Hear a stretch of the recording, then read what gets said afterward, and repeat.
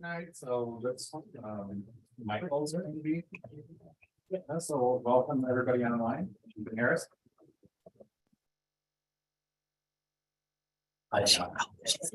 Good evening, Board of Trustees, Mayor, everybody else. Thank you for attending the workshop. This workshop is going to cover a presentation that was presented to the Planning Commission on March 22nd, 2023. That ultimately led to a recommendation in the form of a motion from the Planning Commission to change the recommended approval to change the zoning from medium density single family for this portion of Clayton Court that we're going to discuss to business, and we'll get to a lot of the reasons for that in the presentation. What I'm looking for ultimately from this presentation is to see if there is get some guidance from the board as far as if there is interest to pursue the process that requires zoning change. And we'll talk about the timeline for that, but ultimately the process moving forward, if this is something the board wants to do, is to we would bring it to the Planning Commission with a draft ordinance and a formal resolution for them to approve.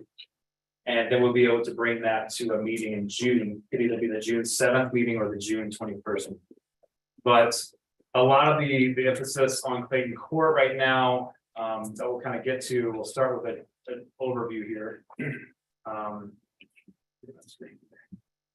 This is just kind of an overview of what we'll go through here. This we'll talk about Clayton Court and kind of its history, its zoning, the current conditions, and we'll do some classic SWOT analysis, which is the strengths, weaknesses, opportunities, and threats that we've seen on Clayton Court. Some development opportunities, and ultimately some recommendations.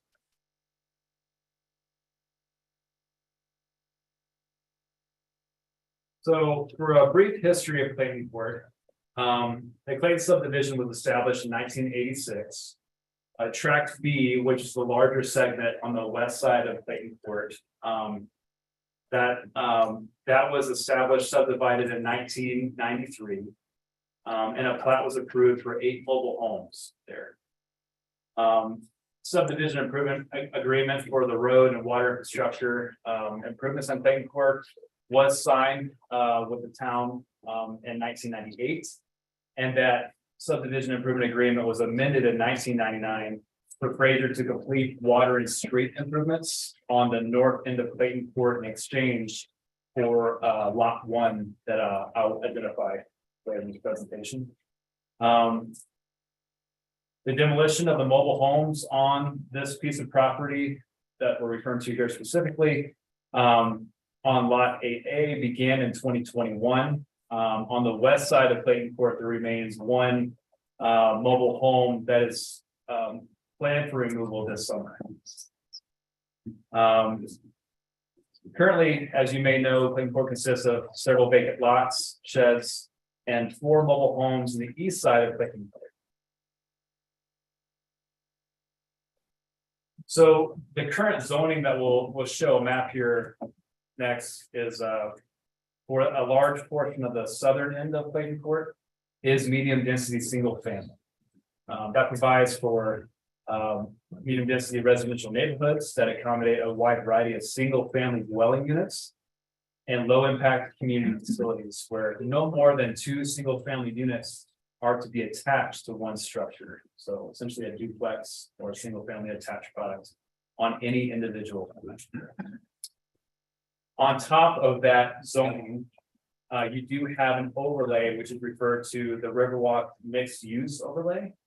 That overlay provides for development that was established in 2017 for development that fosters the creation of high density, walkable mixed use neighborhood, which will integrate Fraser's historic downtown, the Fraser River, and generate opportunities for downtown redevelopment, affordable housing, and economic revitalization.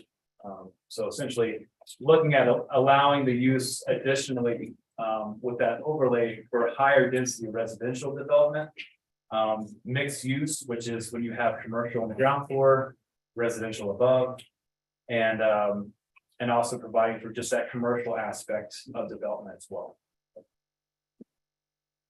So this is a basic zoning map that we have of Clayton Court. There towards the south for Clayton Avenue. Clayton Avenue is where the HPA building is for the Headwaters Trail Alliance building.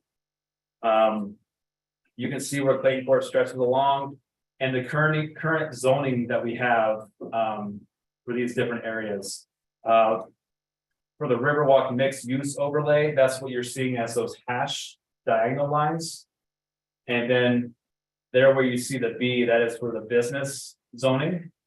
And for the yellow area that we're discussing for this presentation is current zoning that's medium density single family. So in that yellow area, you do have the Riverwalk mixed use overlay that goes over that medium density single family. But part of the discussion today is to see if there's interest and for us to move forward as far as rezoning that for business, and we'll get some more of that here later. Any questions on the map so far? Feel free to blurt out with a question if you would like. Riverwalk mixed use overlay district. This was created following a lot of community engagement with community builders as a consultant to create the 2017 Fraser Downtown Strategic Plan. Ultimately, these areas highlighted here were identified for business district zoning to encourage walkable mixed use neighborhood for a commercial and residential, have that funky eclectic design for downtown Fraser, River Park, open green space, having that buffer between the Fraser River and something like Clayton Court to have that good recreational green space.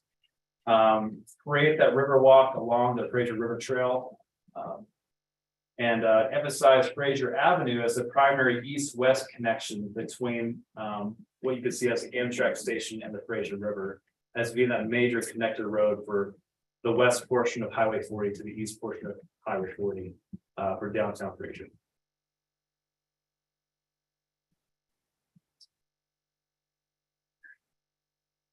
So the existing conditions that we're seeing right now on Clayton Court, you do have 6 very long lots there that face the Fraser River on the east side of Clayton Court. You have a large single lot on the west side of Clayton Court that we just discussed earlier with several of those trailers that were put there. You do have the town does own the lots there shown at 400 Dock Susie, which is where the road ends there on the northern part of Fraser Court. And the town also owns the property just northeast of that 400 Dock Susie, which doesn't have its own address, but you see that top arrow that's pointed there. So the town does own those 2 pieces of property. The road connects now, though. Right. Well, not officially. Well, not legally. So the road, there's no access to the property, the second piece. There's access, but it's not official. It's not an official road, or it's actually, if you drive it now or when it's muddy, it's actually really terrible conditions. I would not call it a road, but it's dirt space that you could drive across. So who's the property that the road on? The town. The town owns it. There was a house there. So in the audience, you can't, wait one second. So we Sorry. can't have people in the audience just talking to the board. So if you want to address the board, raise your hand. And I'll call you up to podium, state your name, if you live in the town of Fraser or not. Thank you. So currently, I did for everybody. So you can show all you want. You look for- so you can Access access. forum and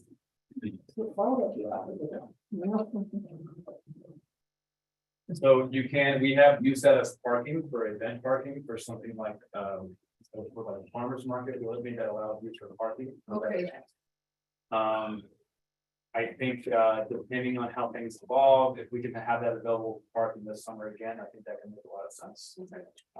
It's town owned property, not currently being utilized. We need parking. I was just curious, if it was like, if it was town owned, the town owned the road that was the, I didn't know if we had to go across someone else's property to access that property, because I didn't really. So we own 400 Dock Suzie, which was based on those subdivision improvement agreements that I referred to earlier. Right, The town planned on connecting that road. okay, It'll even outline in that subdivision improvement agreement to connect the road. Extend the water infrastructure without shading later here, okay. and also pave that section. Is that how it's going? Yeah. I don't think down there, you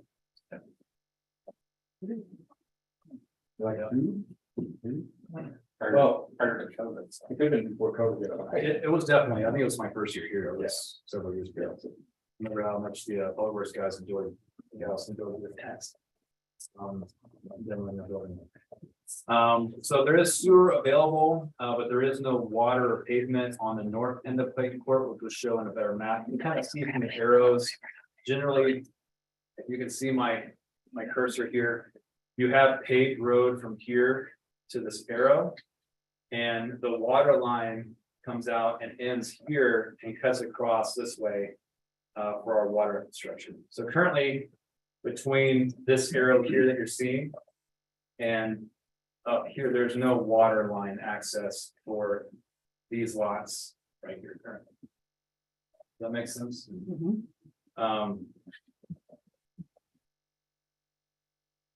So again, there's no road easement, there's no existing utility easements.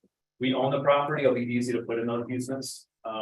That's just, it's reasonable that we would do that. So this again shows the infrastructure that we have there. Clayton Court is right here. The pavement ends a little bit shy of where that water line turns left. Goes to the west there. You see this fire hydrant here. So what you're seeing here is a sewer trunk line and a water pump back line. But there is no water that can be tapped into from these residential properties here. On the east side, there on the northeast side of Clayton Court. So they have sewer available, but no water to those lots. So starting out with the strengths that we're seeing here for this from the downtown strategic plan, these eastern properties in Clayton Court, the aggregate is about 2¼ acres. It does gently slope towards the Fraser River. And with that being said, I did look at the recent LOMAR that was done for this section for the analysis of the floodplain and what the floodway is for those areas. And they're right on the property lines, and some of them have receded a little bit more. There is one section that's come out a little bit, but it can be addressed with some better river banking. Keep the water in the Fraser River. West properties, they do front Highway 40, obviously, so there's a lot of visibility there. It is located downtown Fraser. It's close to local transit bus stops. It's the proximity to Highway 40 is very favorable for people to stop and visit as long as they can park. And the linear alignment of this property is, it does provide for a good opportunity for flexible and selective aggregation. So they are like these long, narrow properties right on top of each other. So I think you would see a lot of interest from potential developers, investors for these properties, which there has been in the last couple of years. If you're looking at those properties up on the property assessor, they have changed hands a lot recently, especially with a lot of the clearing of these trailers that a lot of them were very much deteriorated bad condition.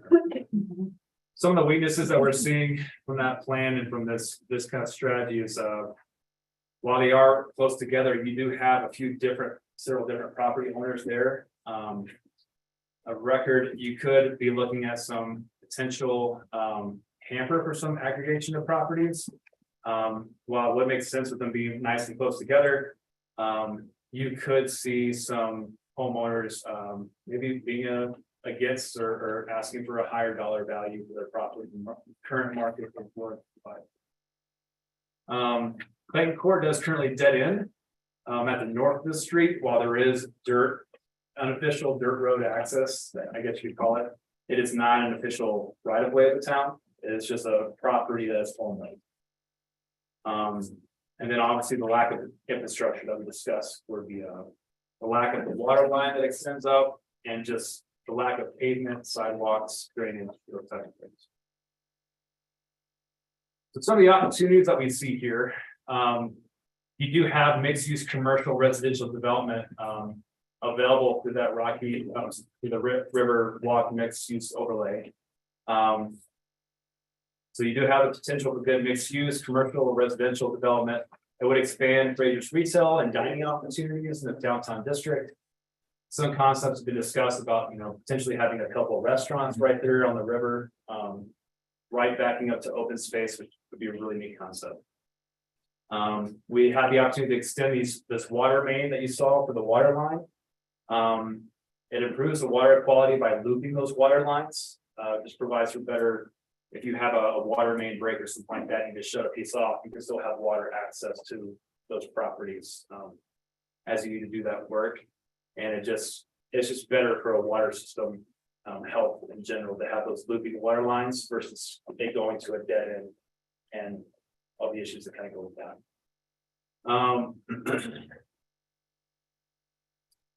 There is about a 20-foot difference in the elevation between what you're seeing on Highway 40 and down there off Clayton Court.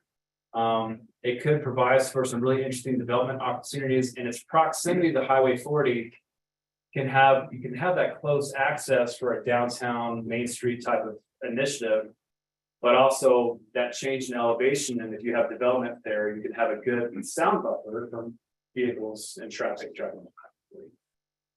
A lot of visibility off Highway 40. I think a lot of the focus for the Economic Development Advisory Committee and local business owners have been trying to get traffic past Safeway. Presents a good opportunity with this type of Main Street initiative. The East Side commercial development could definitely capitalize on that adjacency to the Fraser River and the Fraser River Trail. It's a huge amenity that we have in Fraser. A lot of people see that as the jewel of Fraser, that the Fraser River Trail, that green space.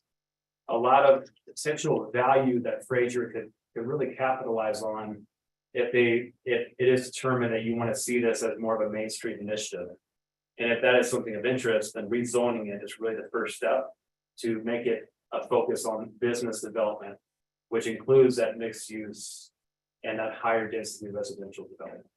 Winter Park in their DC zoning, they made a requirement, you get a higher density bump, but they made a requirement that from the roadway to highway back 75 feet, first floor has to be commercial.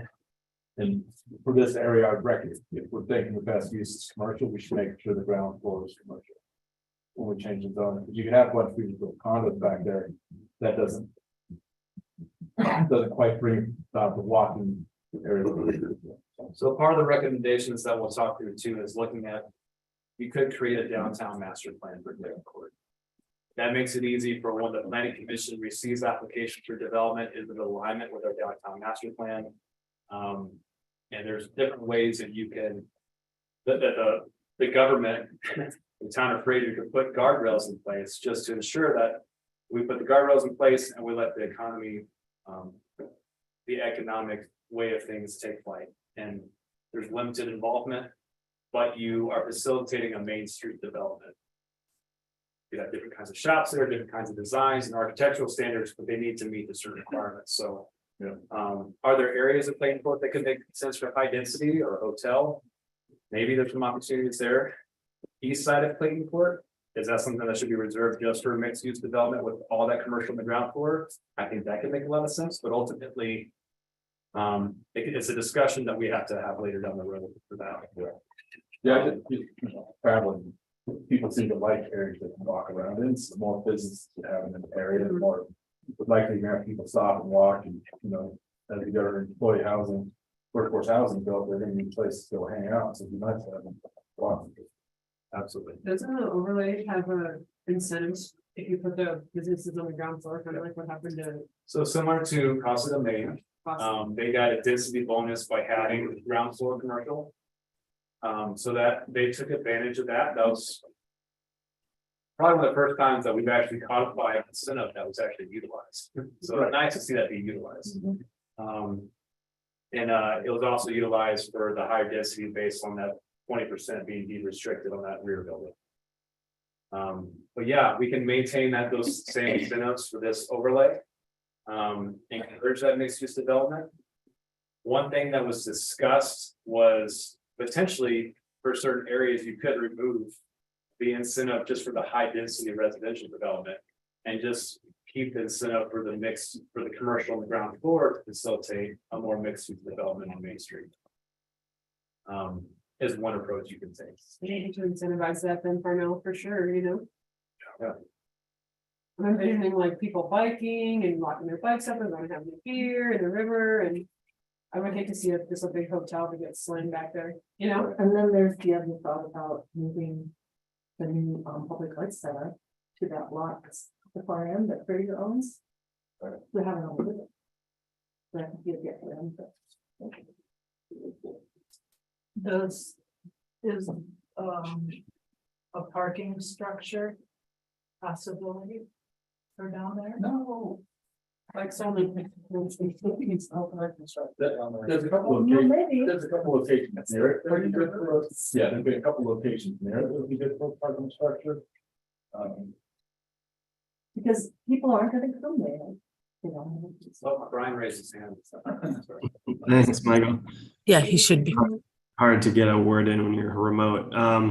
But yeah, one of the things that I think we should consider, just because the Costigan Main came up, is kind of eliminating the ability to use two levers at the same time. You know, we want that retail space on the bottom, but we also want that 20% deed restricted or affordable housing. So I think we need to adjust our code and the levers that we allow to be pulled so that we don't lose affordable housing.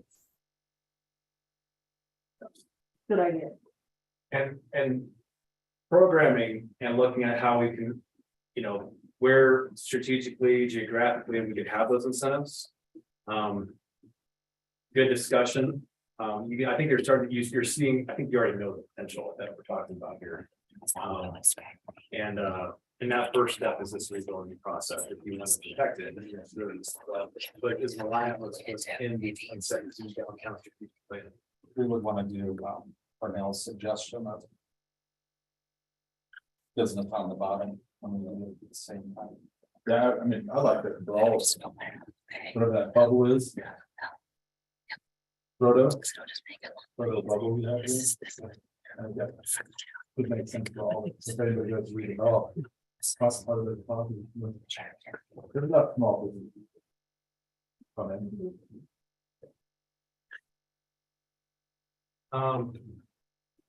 So again, you know, the benefits are obvious with having the Fraser River there. They're enhancing that space was something that was very much highlighted in that strategic plan for downtown.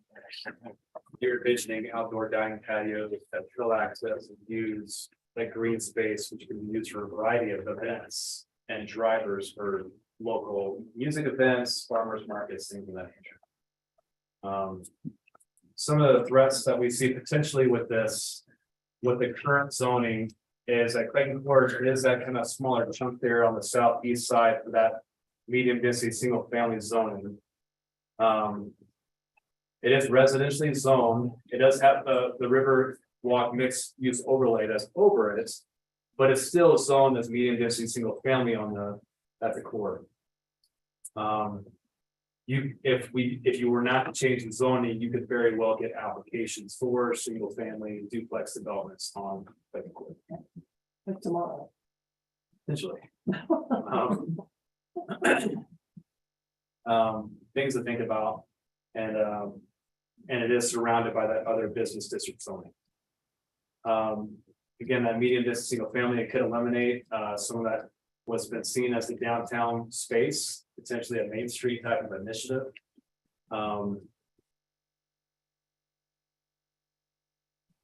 That Riverwalk mixed use overlay, it does provide for density bonuses that we discussed earlier. Deed restricted affordable housing as part of that density bonus. And again, with that 100% on the first. without a unified plan development, you know, without some type of a master plan or at a minimum rezoning this. You could have some just different mixed match development only. Which is not complement what they identify in the planning world as the highest and best use of a land. Which is typically what local governments look at when they're looking at zoning any piece of property in the first place. What is the highest and best use of that land? So with that highest and best use, the appraisal institute defines highest and best use as the reasonably probable and legal use of vacant land or an unimproved property that is physically possible, appropriately supported, financially feasible, and that results in the highest value. Appraisers typically apply for tests to determine that use. Is it physically possible based on the size of the land, topography, access, and infrastructure? Is it legally permissible? The zoning, restricted covenants, easements, determination of non-conforming use. Is it financially feasible? Cost of land and improvements. And is it maximally productive for determine a high rate of return adjustment for risk? So I think we don't have these things figured out, but it's certainly possible that we can do the work to get this accomplished. I know there's questions about infrastructure. The subdivision improvement agreement that was executed for that in exchange for the town receiving that land there towards the northern end of Clayton Court did require the town of Fraser to extend that water line, pave the road, and put in the sidewalks on either side. I wasn't here back then. I don't know why that didn't happen, but my assumption is that the town just simply could not afford to do so at the time. And maybe the value wasn't seen there from a return on investment standpoint based on the current development on those properties.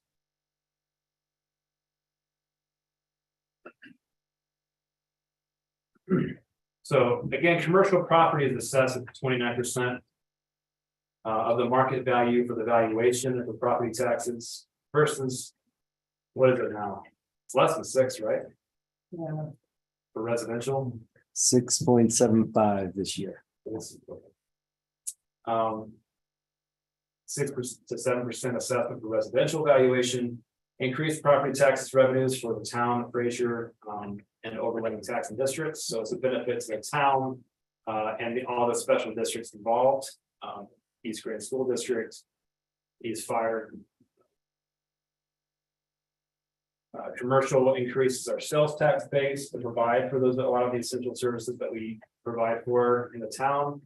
You think about roads, sidewalks, open space development, additional financial incentives for to assist with commercial or high density workforce and market rate development. Building our tax base helps the town financially build better stewardship as we grow. That's just the basics there for funding. Again, the mixed use on the first floor, high density residential above could transform current work. If you think a bit anecdotally of the story here, which I think it's a good story that actually appeals to a lot of the different types of grants that are available for this type of work.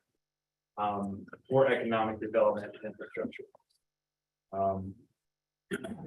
You think about that story of transforming Clayton Court into that vibrant, walkable, mixed-use neighborhood that enhances and expands Fraser's downtown commercial district. I think it'd be a huge point of pride for our local residents, a great attraction for guests and people to visit, and ultimately drive more traffic to our downtown and just enhance it for our community and our guests.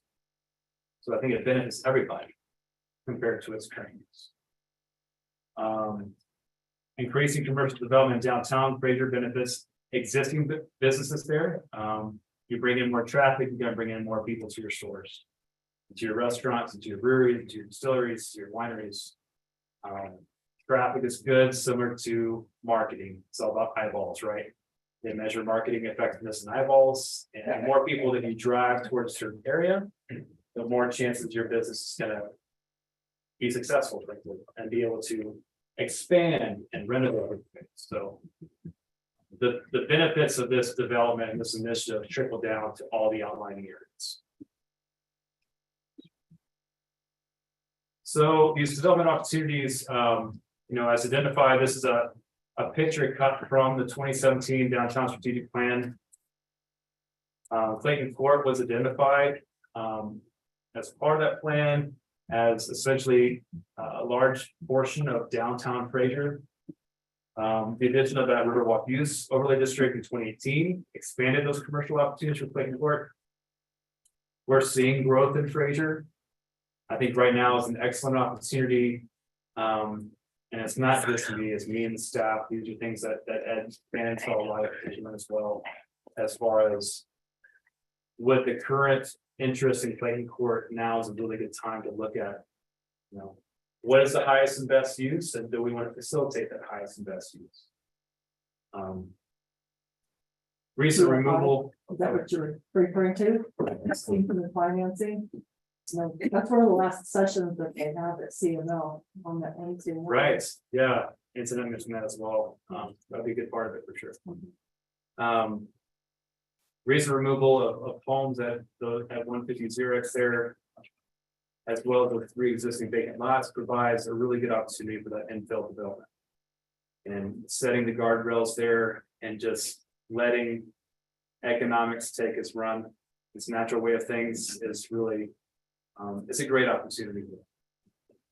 Are we looking at changing the height? From 45 to 55 feet like we did for the White housing? I mean, it drops off 20 feet, so it's quite a lot. I think that would have to do with the incentives for salaries that Correct. be restricted units, So especially the ones that are further to the east. Maybe we should find out if it's just see down there, or maybe not. We want visibility, that's down the road. We want to change the zoning. J1. So you gotta get the elephant one at a time. We have, the planning commission has provided, this recommendation. We do have to go back to the plan process to bring that forward based on the board's guidance on this. And my recommendation is to focus on just the zoning change, and then we can continue to build out programming related to high variances, to what incentives do we want to maintain in certain areas. You could even cut out and look at different areas that are maybe in alignment with the master plan for Clayton Court that could have parts of that that are allowed use for higher elevation and best direction of roads. Based on the slow wheels of government right now, I would encourage you to focus on the needs only portion there.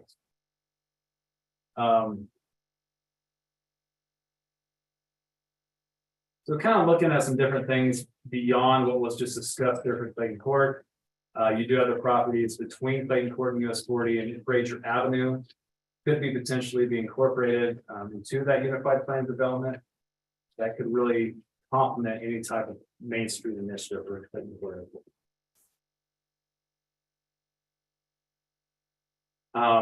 Allow the opportunities for downtown Fraser for this Main Street. They're also, the timing is works very well with the timing of Victoria Village. You have a lot of this residential development and workforce housing available in Victoria Village. You have some new, hopefully we can put in some guardrails for some commercial development on Clayton Court. For a vibrant downtown, you do want to have a healthy mix of workforce development, but also for market rate development. If you want it to really take flight and be successful, you need both.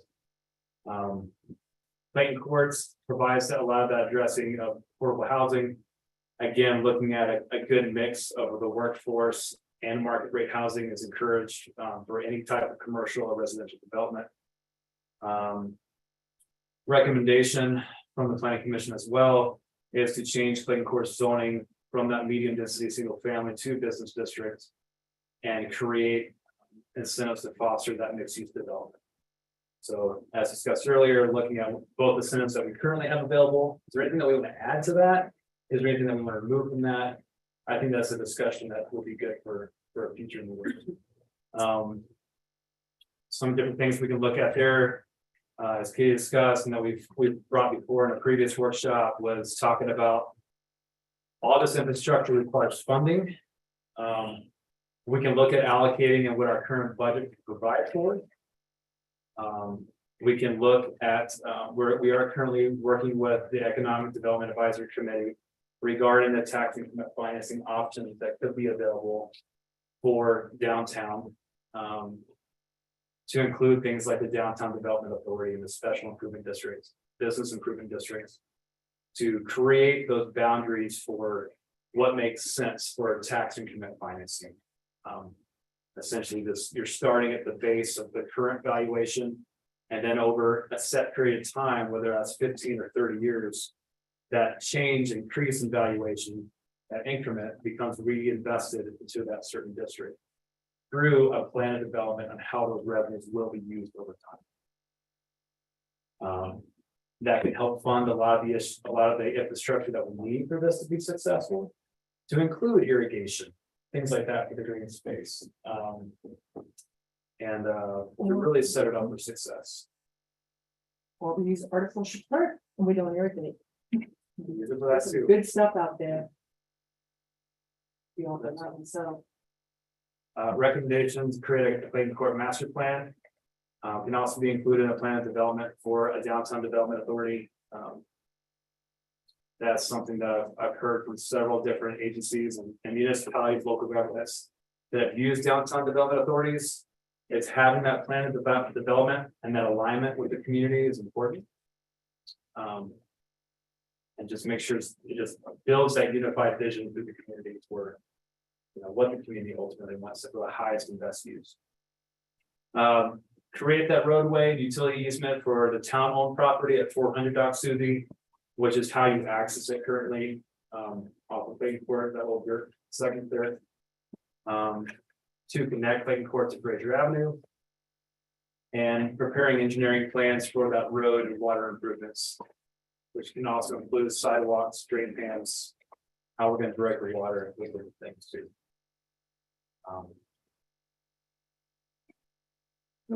Excuse me, it changes from Fraser Avenue to Dock Suzie right at the corner there, right at the curve, right?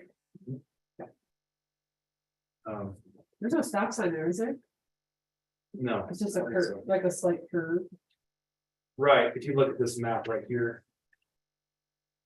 Imagine that. kind of see that segment here. That's where that connection would take place. And the town currently owns that piece of property. Okay. 404 and 408. Eventually, I'm assuming that they're, well, they're probably ready to sell those properties. Maybe once we do this, that's still our lot, is it zone business? That is in the business district. Right. So part of the beauty about putting guardrails in place and a master plan development is the value is there. Maybe it's enhanced with an art facility there up the river. Maybe it's enhanced with a green space that we can use for local events and drive a lot of traffic to this new business development to support it. A lot of good opportunity there. Exciting. As far as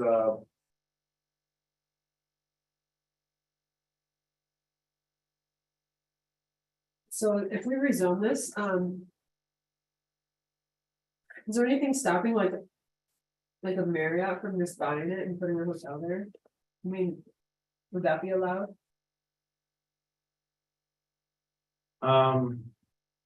So if you have a master plan of development, you can have some things in place that's been approved by the board of trustees and supported by the community. I need to look more into legally how you can enforce that, or what the options really are, and what options would Fraser really be interested into that. But yeah, I mean, currently you have a lot of business zoning, and with the Riverwalk mixed use overlay, you could do that in a lot of sections anyway. Yeah. So there's potential there, but this is the kind of the goal here is if you identify Clayton Court as a future potential Main Street initiative, just simply changing the zoning is the first major Right, step. okay. Gotcha. And then we can look at future steps from there. Yeah,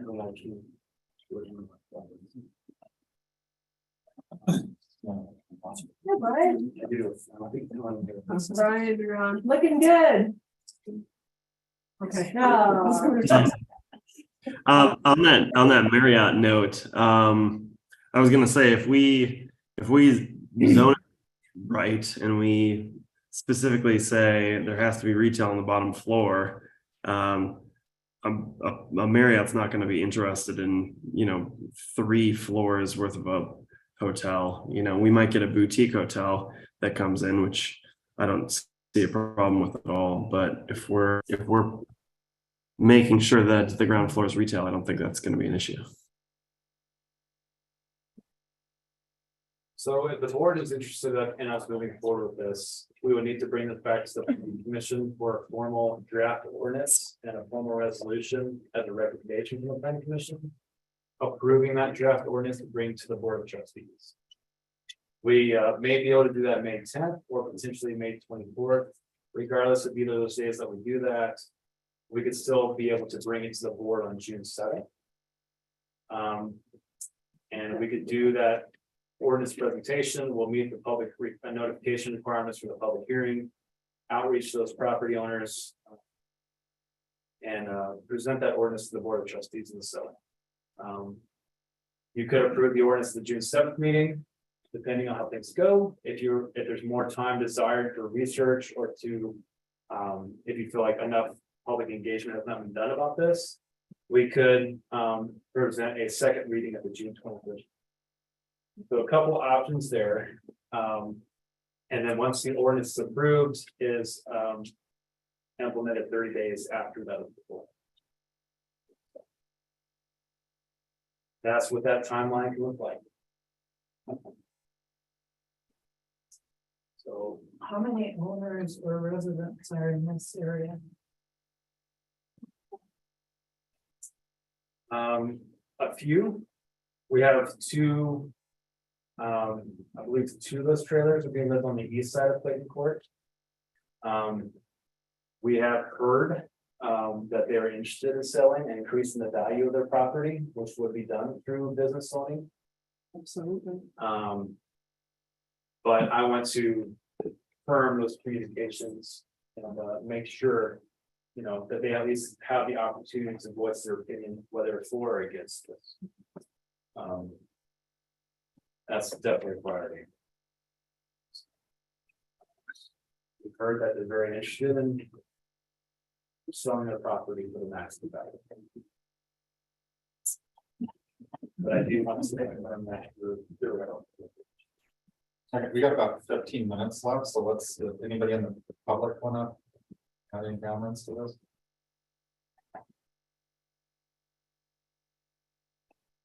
Anybody online? We have any public online? You, but no.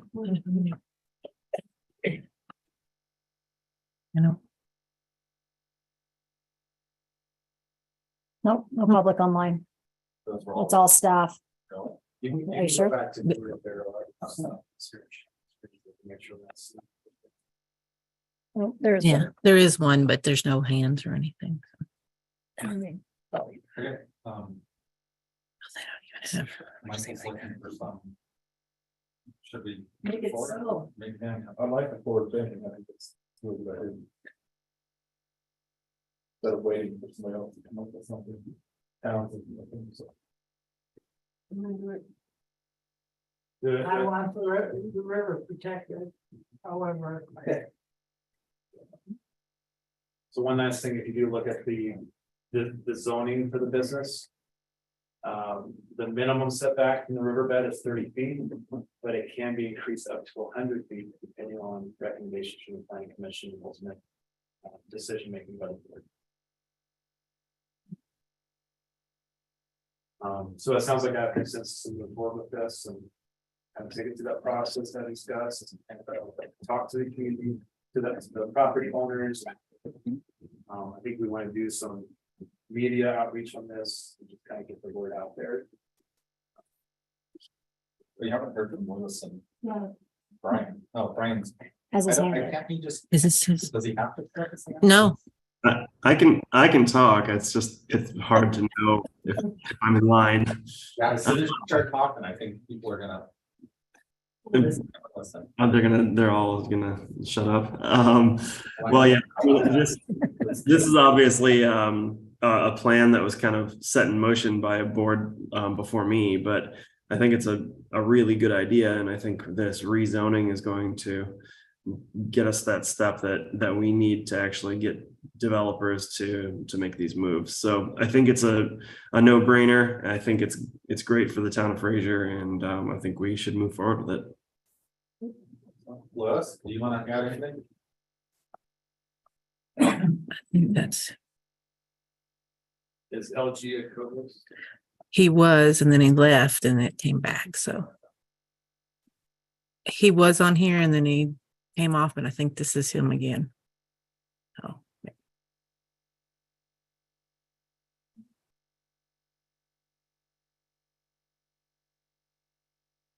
Louis, you should be able to unmute yourself now. Yeah, hi. I'm sorry, I'm having some technical difficulties. Was there a question? Do you want to add anything to it? You're in favor of or against? Or? No, I mean, no, I think it's a great idea. I like the concept. I mean, I think that it would really enhance the downtown and give us a lot of opportunities to do, numerous things. So I'm in favor of it. Okay. 10-minute break. Sure. Thank you. Nice. Yeah, man. 12 minutes, right? so just.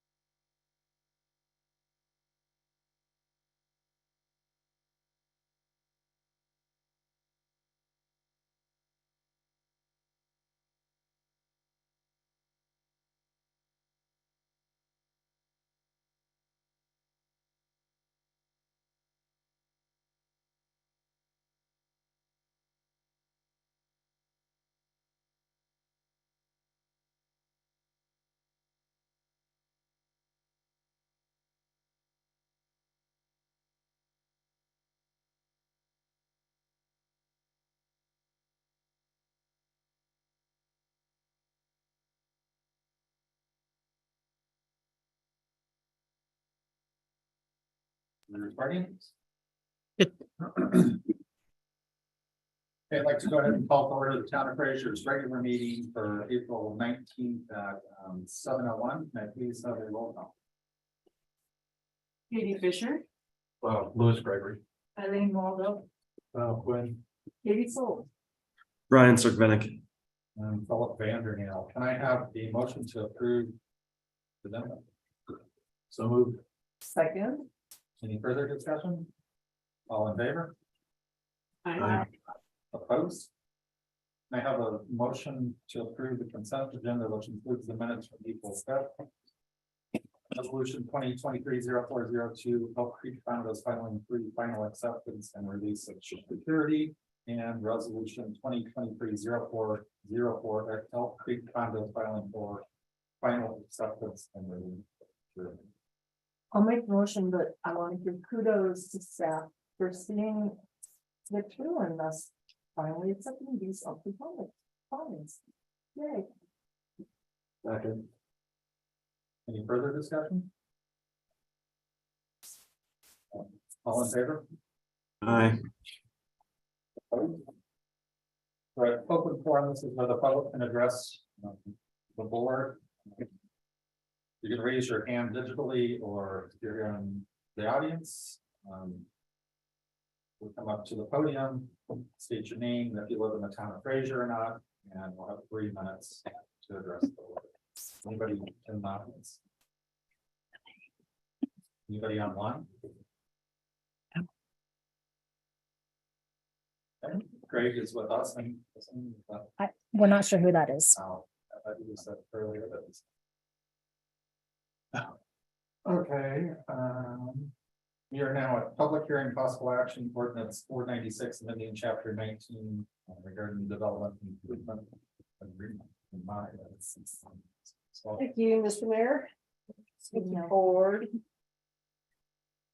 All right, so in front of you, you have some packets, as we discussed 2 weeks ago. 2 weeks ago, we talked about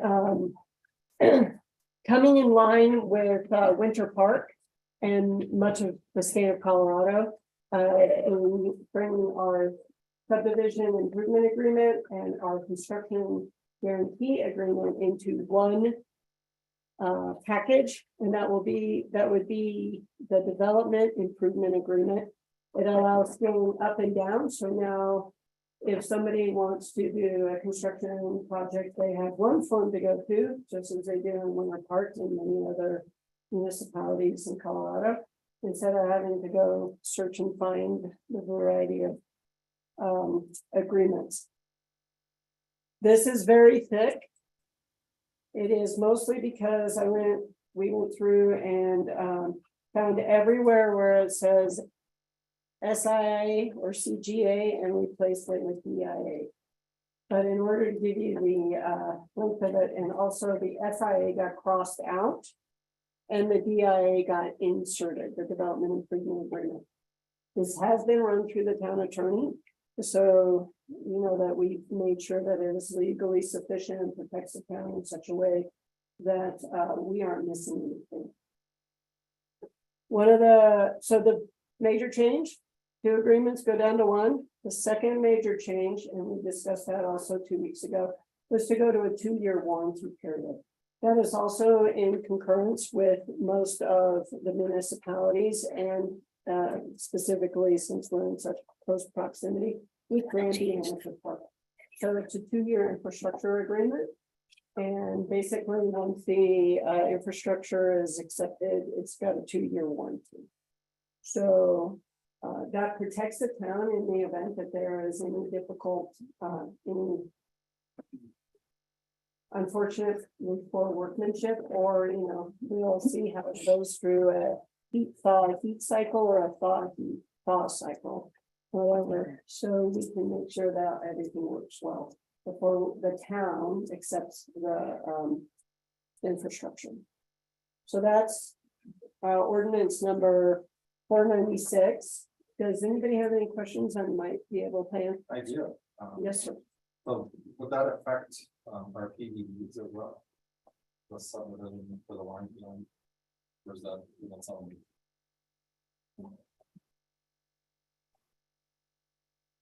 I, Saying on No. the PDDs, that just gives the master plan for the location, each individual development within the PDD would be, currently would have an SIA or a CGA. So yes, It would be changed to a DIA. In the 2-year period, will that change on those two? If they've already applied. and been So approved? nothing that is currently in effect, if they currently have an SIA or a CGA in effect, those stand. but This is in those PDDs, that will. something new, yes, anything new. Thank you. And I had one thing that.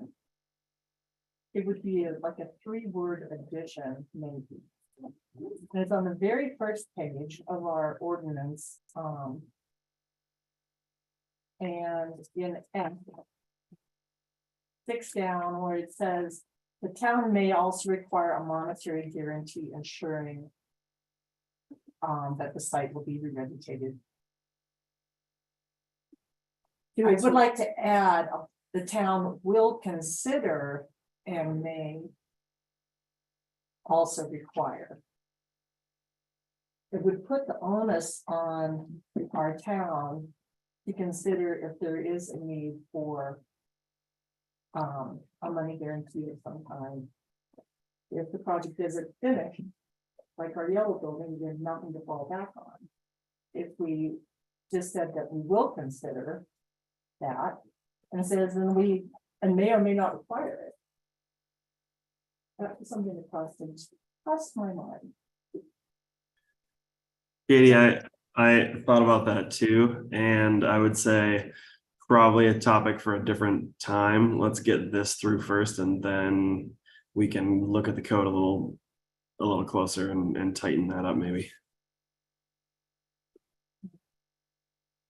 So tonight, is there any way that we could just make a 3-word change to it?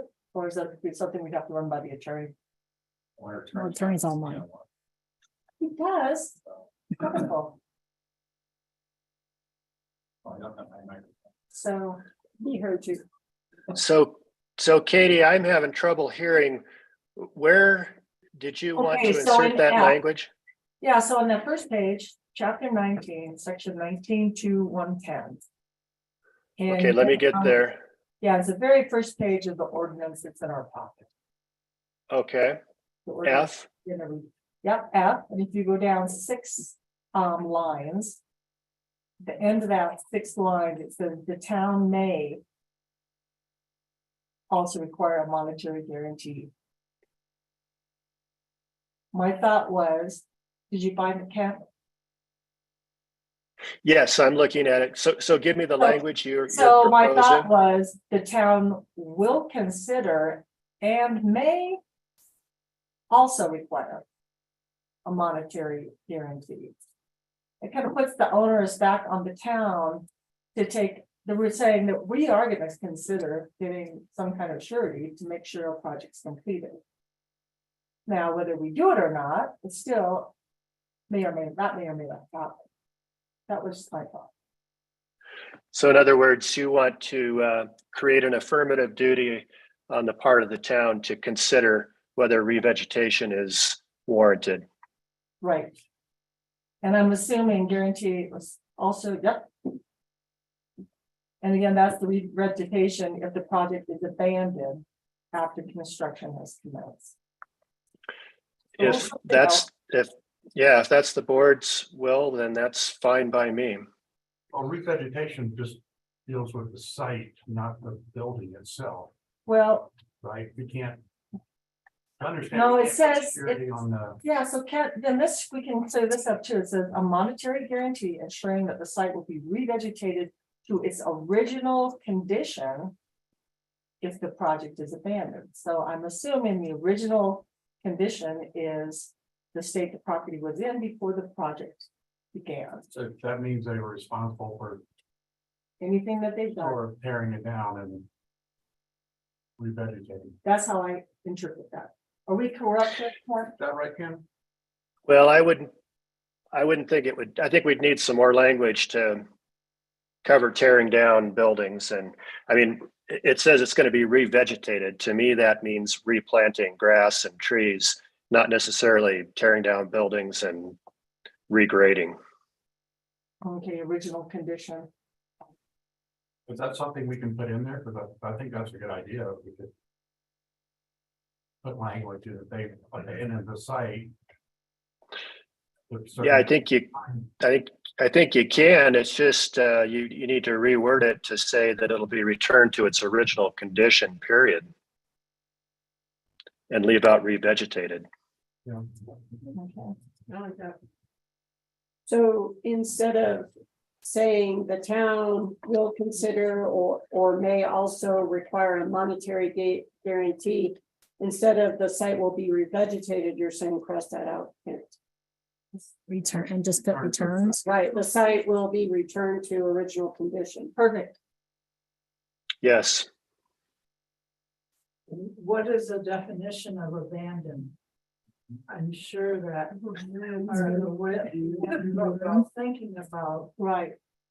is we would be told it has not been abandoned. That's a good point, Eileen.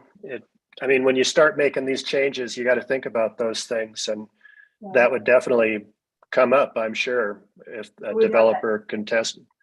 Yeah. Just include abandoned in our definitions section. Yeah. May I just throw something out? If we're trying to remedy a potential styrofoam building situation from occurring in the future, maybe tonight's not the night to craft that, but we should probably be given that direction and go back to the drawing board and see, where we can input that. And it might be, something that we need to give more consideration to while we're not, in the middle of a meeting. I guess I would just throw that out there. Okay, I'm okay with that. We just keep it on the forefront. Because we can make these changes and still do an amendment later. Yes. Yeah, okay, that's fine. Okay, so leave the language as it stands in the ordinance or change it with those extra words, please. To clarify for me. Can we just do those 3 words? Will consider and? I don't think that changes the meaning much at all. Okay. I mean, are there any other substantive changes in here other than the 1 year to 2 year?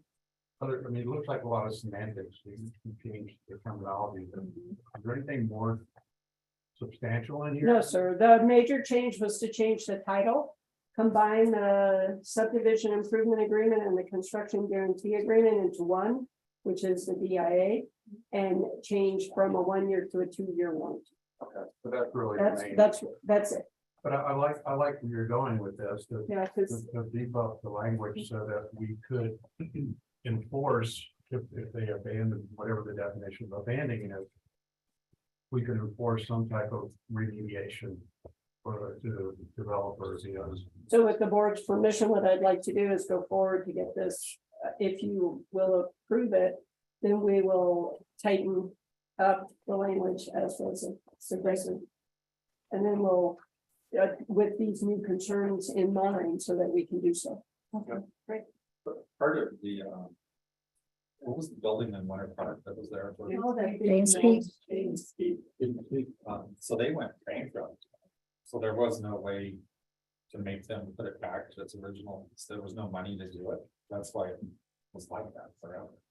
So I think that's what the surety would cover.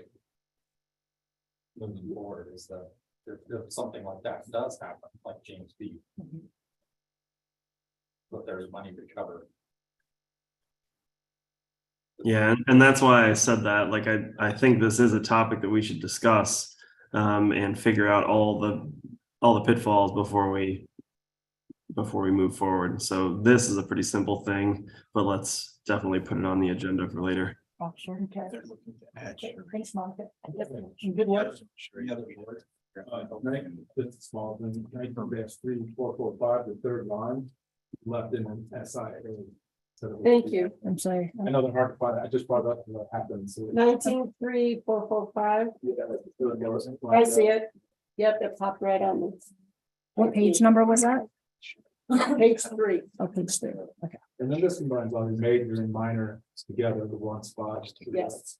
And what is the definition of a minor and major? What are the two? What's the breaking point? You're talking about 4 versus 3. Is it, yeah, what did we decide on as a minor subdivision? What should be I major? believe 4 is a, So we're just trying to make this change now and then address that after we have this in place Yeah, to make that determination of 3 or 4. yeah, I thought you meant. no. We just did there like that. So that- Okay, any more board? Before we open up to the public?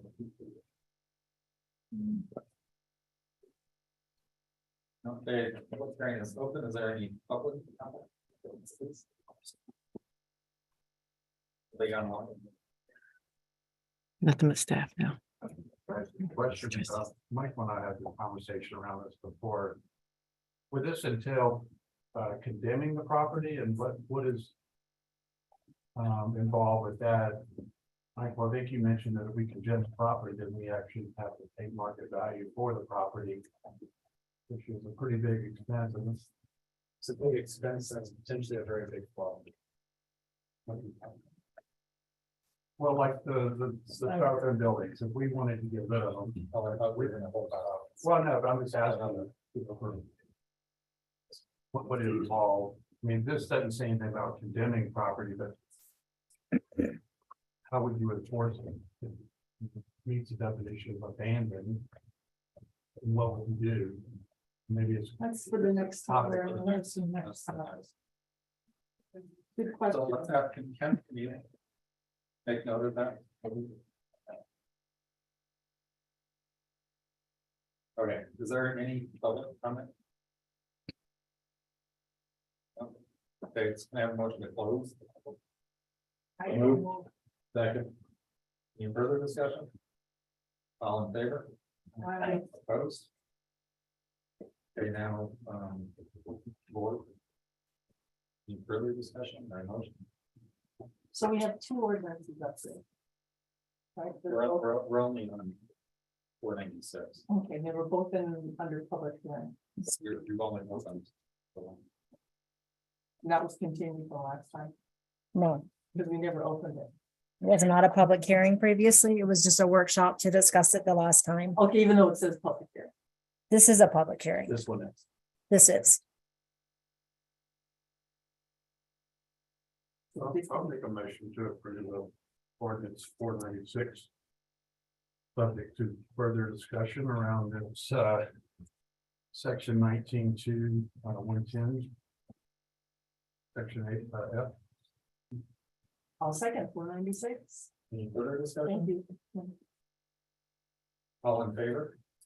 I, Opposed? Now we're at ordinance number 497, amendment chapter 19 regarding changes to the review process. yes, sir. Yeah. Thank you, sir. All right, so 2 weeks ago, we talked about trying to tighten up our review process because there were areas where we did not have timelines indicated in the code. So what we've done is we have provided that. I want to start off with 19.1 to 10, table 1-1. In the past, for a major site plan, once it went to the planning commission, it did not come to the board of trustees for approval. And our proposal is for the board of trustees to see the site plan for approval.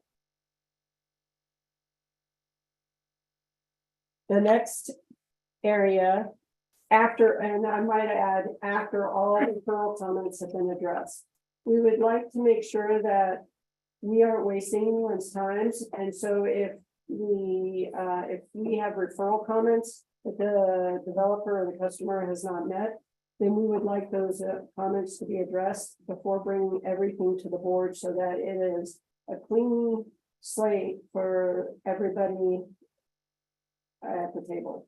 You guys know what the planning commission knows what's coming, you guys then know what's coming, and the developer knows what's going on. And all referral comments have been addressed. So that's our first change. We would also like to indicate that the staff is going to determine whether an application is complete or incomplete within 5 business days. Currently, there's no time frame. We're recommending an insertion into the code of 5 business days so that the applicant can track their application. And also, so we are held accountable. The next item is once we've determined an application is determined to be complete, which means it has met all the checklist items, and the package has all the documentation in it. We will accept it within 5 days and say yes or no, it's complete. Once that's done, within 5 business days, we will send it off for referral to subject matter experts. As we all know, the town engineer is Merrick, so it goes to Merrick and whomever else it might need to go to for referral. The public works director receives a copy and so forth. And that would be done within 5 business days. So theoretically, if a package is complete, is well put together and it's delivered to the town, within 10 days, it's out to the referral agencies in an effort to expedite the process and also again, so that the developers know what to expect. The next one is to, I mentioned that that we recommend that it goes to the Board of Trustees for public hearing. And then the one other item that we wanted to talk about is in the checklist, which is in the code.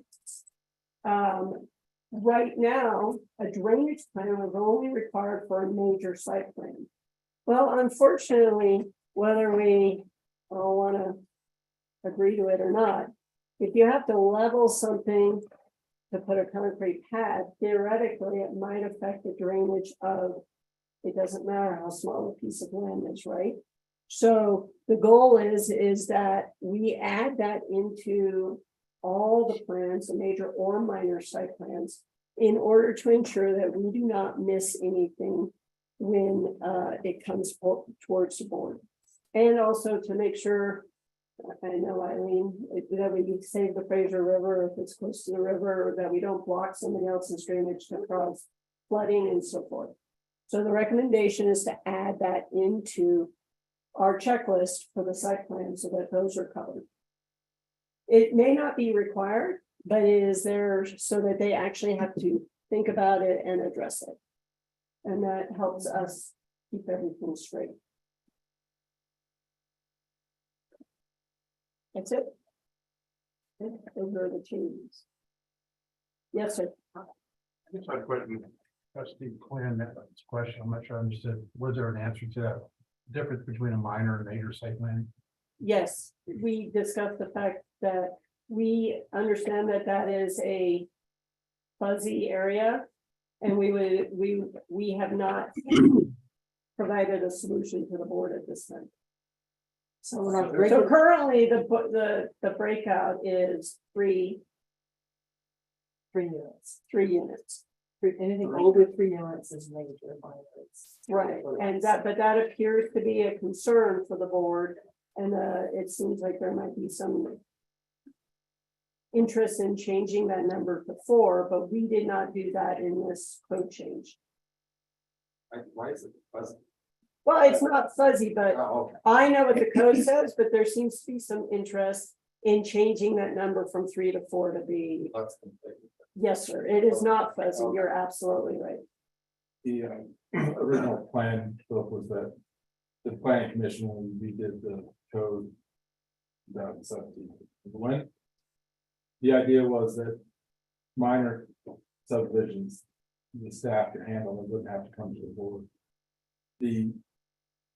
From my memory, we were supposed to do 4 units was staff and below, and the reason why we most of our lot, 1/4 acre lots, and by right, you have the right to do 4 units. It was 20 units the acre, 1/4 acre, 4 units. So it was originally, as we talked about, it was supposed to be 4 months, now it's 3 months. So somewhere it got changed, and when it got changed, I don't remember. How many of yours been? Look up lots of stuff all the time. No, I don't remember that. Well, and now the checklist is consistent, the road. So minor doesn't have to come to the board, but major does. All right, The minor doesn't have to come to the board for approval, correct? Hi, this is Julie. Can I just add a comment? Yeah. Currently, a minor site plan, which is different than a minor subdivision. A minor site plan is approved administratively. A major site plan is approved by the Planning Commission.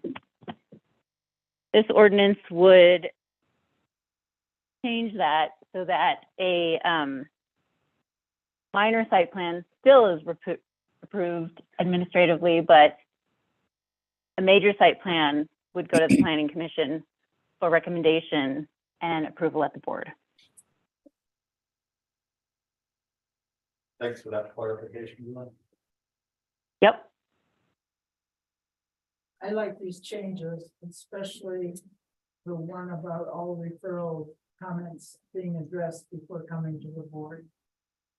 Because in the past, when you come with a whole bunch of questions and we're just told, oh, that'll be taken care of, there wasn't much comfort in that. How much to label that costs, trying to get all the referrals done, because I've seen the referrals take anywhere from 6 to 12 months to get all the referrals done on projects. So, may I? At least. So if I may, I know I'm new, so within the last 6 months and because of the information I've been hearing, I've actually reached out to various municipalities within Colorado, but I've also reached out to municipalities in my local hometown. So just to find out if it's a Colorado thing or if it's a thing.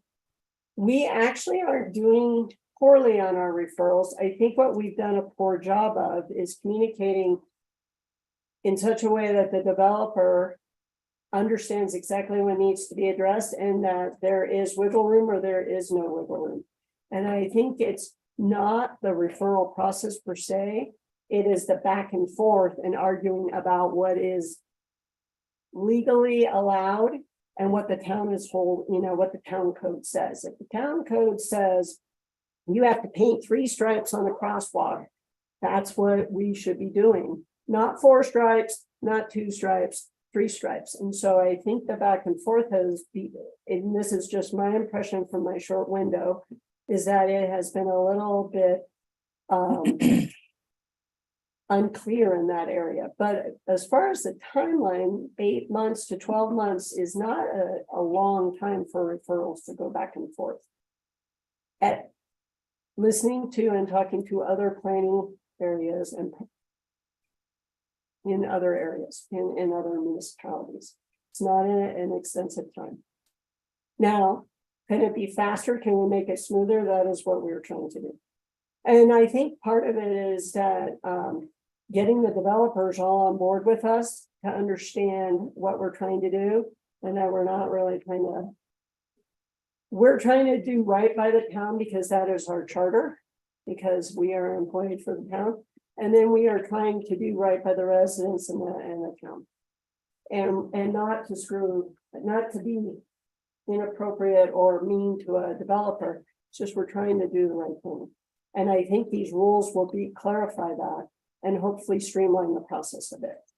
Yeah, my biggest concern is every dime that you charge to a developer, they then turn around and charge 3 dimes to the residents trying to buy the house and rent the house. So. Yes, sir. So I think if we give better expectations at the outset, which is what Michael and Paul and I had talked about, is to lay out the groundwork early on so that expectations are understood, so that fees are understood, so that all this is understood before anybody drops a dime in the development process. Then they can walk into it with open eyes. And that's, the approach that is being taken is starting with our code. And what are some ways that we can simplify our code, better set expectations with the development community, keep the developers accountable, keep our staff accountable. Have an expectation for how long is it's gonna take for your products or your development type to get through the process. Is starting with the code, starting with chapter 14 and chapter 15. Next steps of thinking we're gonna bring to a workshop soon, is gonna talk more in depth about what is the fee outlay regarding baseline fees and inspection fees, potential legal fees. And how can we provide that expectation up front and be transparent about this and direct applicants to the code, and then ensuring that they abide by that code. Bringing the idea is to bring good applicants who are informed of what they need to do, what the requirements are. And just making sure that they're aware of the process before they dig into development review to referrals, things of that nature. The better alignment they have in code sets them up for success. As projects change, evolve, if a developer wants to change a plan of development for what they're doing, you know, the expectation is set, and that's going to be something that's going to be a part of the workshop, looking at more of our actual internal processes and what the town must look at as far as our current customer service being provided through baseline to the tune of about $10,000 a month right now, to where is that threshold for the town's responsibility for providing these services and what's passed through to the developer. So starting here is the logical first step, and then getting more into those internal processes are the next steps.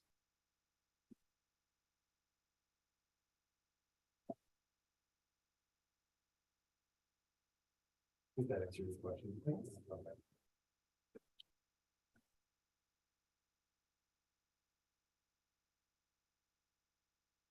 Anything else from the board before we open up the public to the public? No, okay, public hearing is open. Anybody from the public? Raise your hand. But great, state your name. If you want to know down Fraser or not, and you have to. Hi, my name is Greg Beckler, part-time resident of Fraser. I just had a couple clarifying questions. I'm developer in Fraser, building closely on Main. The minor major site plan being 3 units, and then the minor major subdivision, the threshold being 4 units. I don't know if that was intentional, but it seems like if you had a 4-unit development, you'd be going through, you know, both routes, which seems a little confusing. So I don't know if that was intentional. But if you guys could provide clarification there. And then as far as ordinance 497 regarding the referral comments being addressed, I think you'll inevitably always have referral comments that are disagreed upon. So I guess a point of clarity is addressing a referral comment, kind of providing it back to your engineer. Say, for instance, on our project, we had referral comments related to the survey that were disagreed with and then ultimately removed. Does saying we disagree address that comment? And then also other items that I think just aren't feasible to properly address before getting it to the board.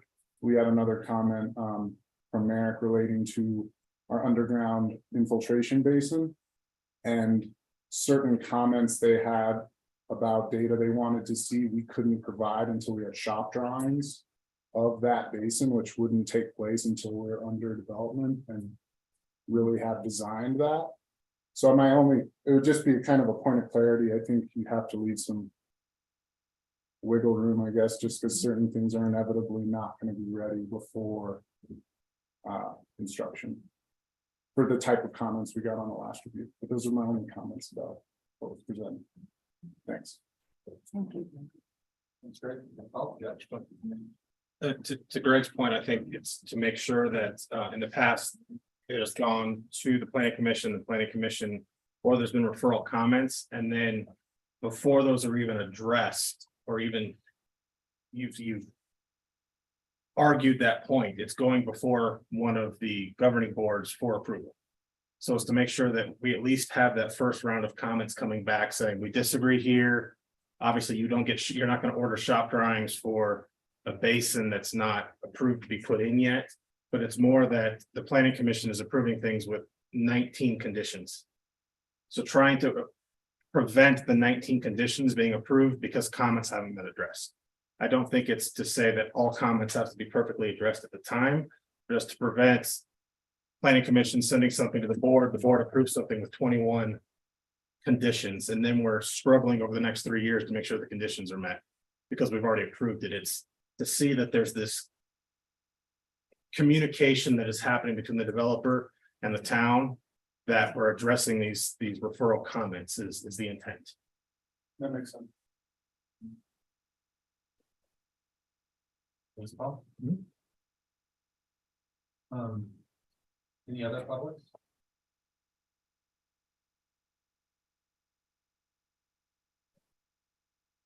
Okay, I have a motion to close the public. So move. Second. Any further discussion? All in favor? Aye. Opposed? Or any further discussion or motions? Monica, so Greg's question about the major minor site plan versus the other thing, that's not in this document, that's in our, that's something we're gonna sort out later, that's not. Yes. Okay. I move to approve ordinance 497. Amending chapter 19. Second. Any further discussion? All in favor? Aye. Opposed? Thanks. We are now discussing possible action. Ordinance number 495, amending chapter 14 regarding Greece.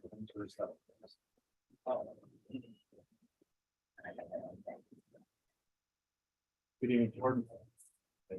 Mayor, as we discussed in the workshop, this is an ordinance to strengthen our fat oils and grease and our grease interceptors. It's adding language to the code that requires self-reporting of cleaning and inspections on a 6-month basis. So every 6 months, they would have their grease interceptor, the grease trap cleaned and inspected, and then they would submit that to a generic email address that we set up in the town, and we keep track of just the record to see that those things are happening. And then it also provides the ability to assess fees for non-compliance, both on the service side and then on the disconnect side if needed, because they're putting fats, grease, and oils into the sewage system.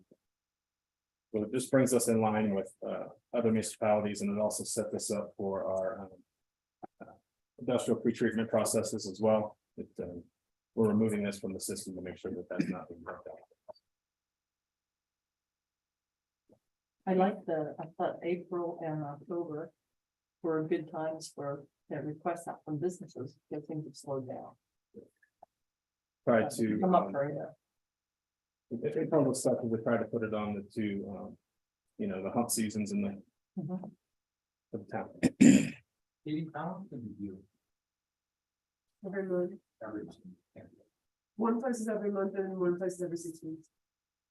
So we're trying to be just equitable and not be really hard on the restaurants and the industry and say, like some of the other municipalities or other districts are. Just start with 6 months, and if it's working, great. If we need to tighten it up, we can come back and change that. But settle on 6 months.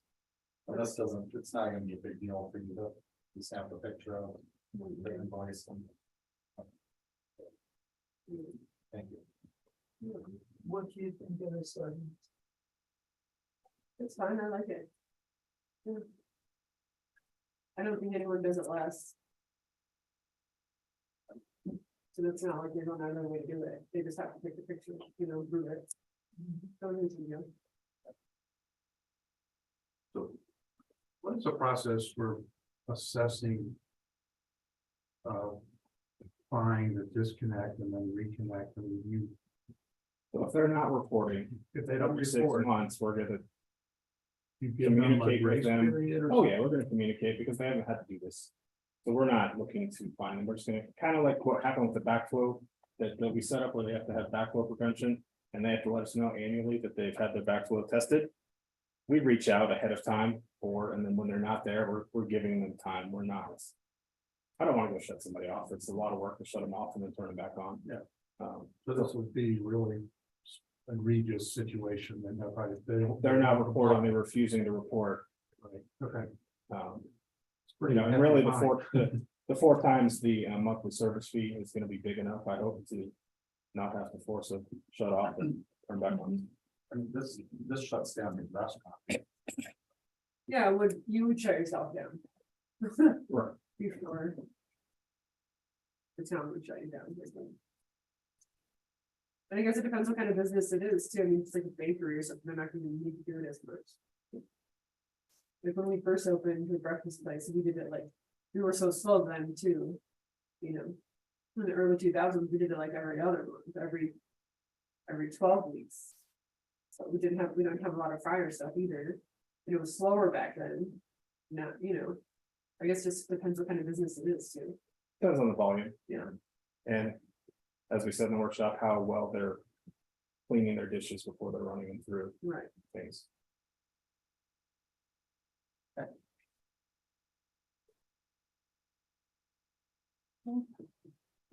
Further discussion? I'll make a motion. I'll make a motion to do board number 495. For a second, I second. further discussion? All in favor? Opposed? Oh, Thank you. Yeah, thank you, Paul. next is the industrial pre-treatment program. Joe and Mike. Good evening again, board trustees. I prepared a staff briefing that I think is fairly easy to understand. I wrote it from my perspective because I like simple language for me to understand and really grasp. So I try to make it digestible.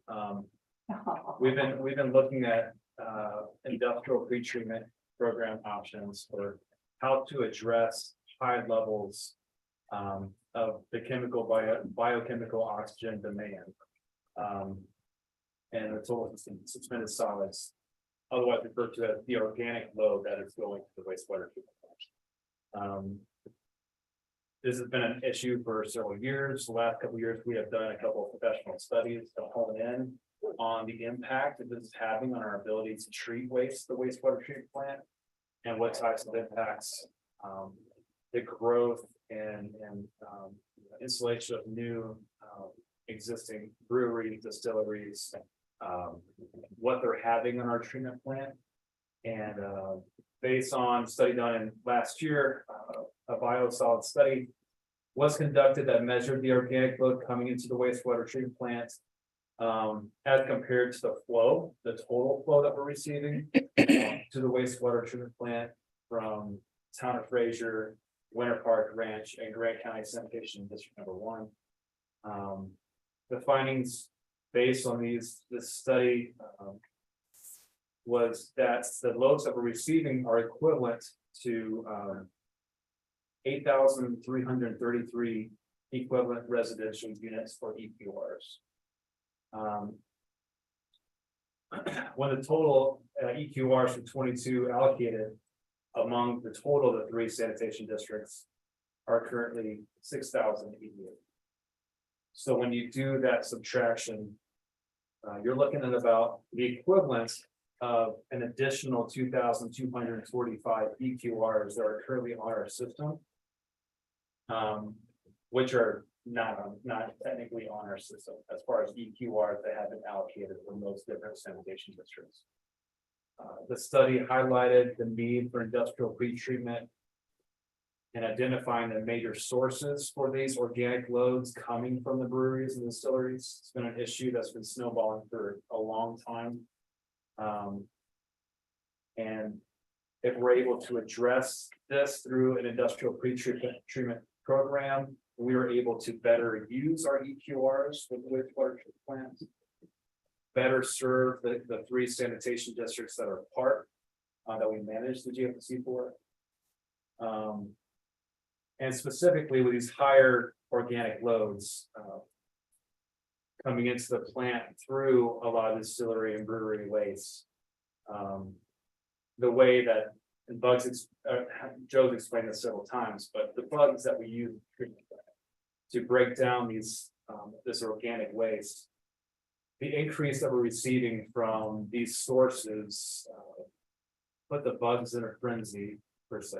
And a lot of the issues that we're having is they're able to address a lot of this organic load, but not being able to treat the ammonia that is also coming into the plant, which is putting us in some bad areas that you don't want to be for as far as staying within state requirements for like discharge back into the Fraser River.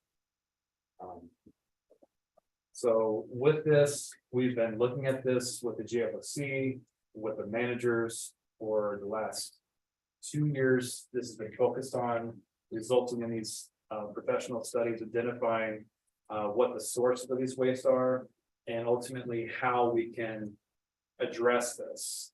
And the 2 options that are presented here in the staff briefing and also reflected in the 2 handouts that we have available.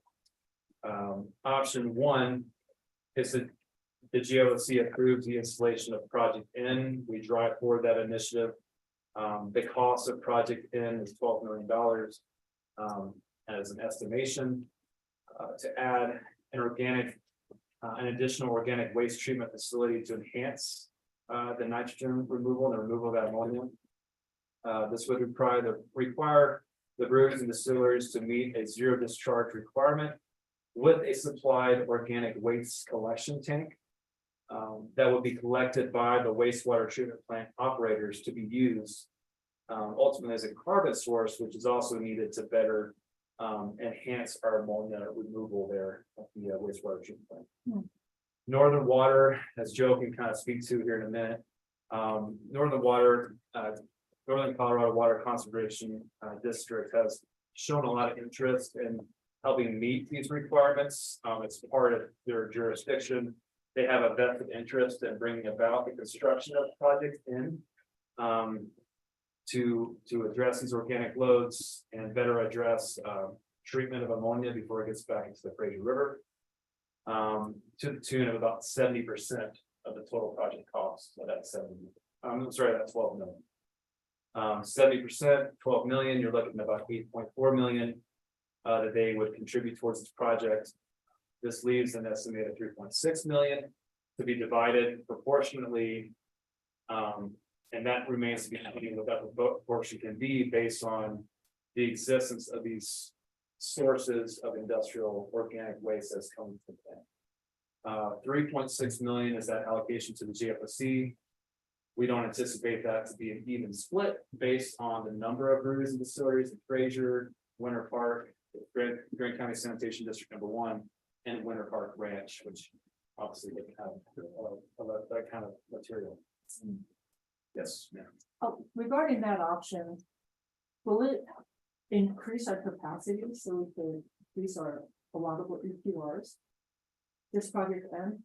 Right, so right now we're receiving so much organic waste that it's the equivalent of over 2,000 EQRs that are currently not being accounted for, but they are being utilized through these industrial sources for the breweries and distilleries. Okay, so it says that the allotment was that it's a significant increase on 27%. But I'm just wondering if investing with this investment will also increase our capacity overall in the plant long run. Yeah, and I'll let you, oh no, sorry. No. It will not, but it Okay. No, we're just gonna sure up the capacity that we have. Okay. Nutrients, nitrogen, ammonia, as Mike was talking about. A number of years ago, the state health department passed regulations that you have to remove nutrients out of the stream. We went in with Northern and took care of the phosphorus, which is one of the nutrients. The other nutrient is nitrogen. We were doing very well to where we did not need any updates to our treatment facility for nitrogen. Now with the breweries, we're not doing very well. The tentative permit limits that the state's going to impose is going to be about 10 milligrams per liter.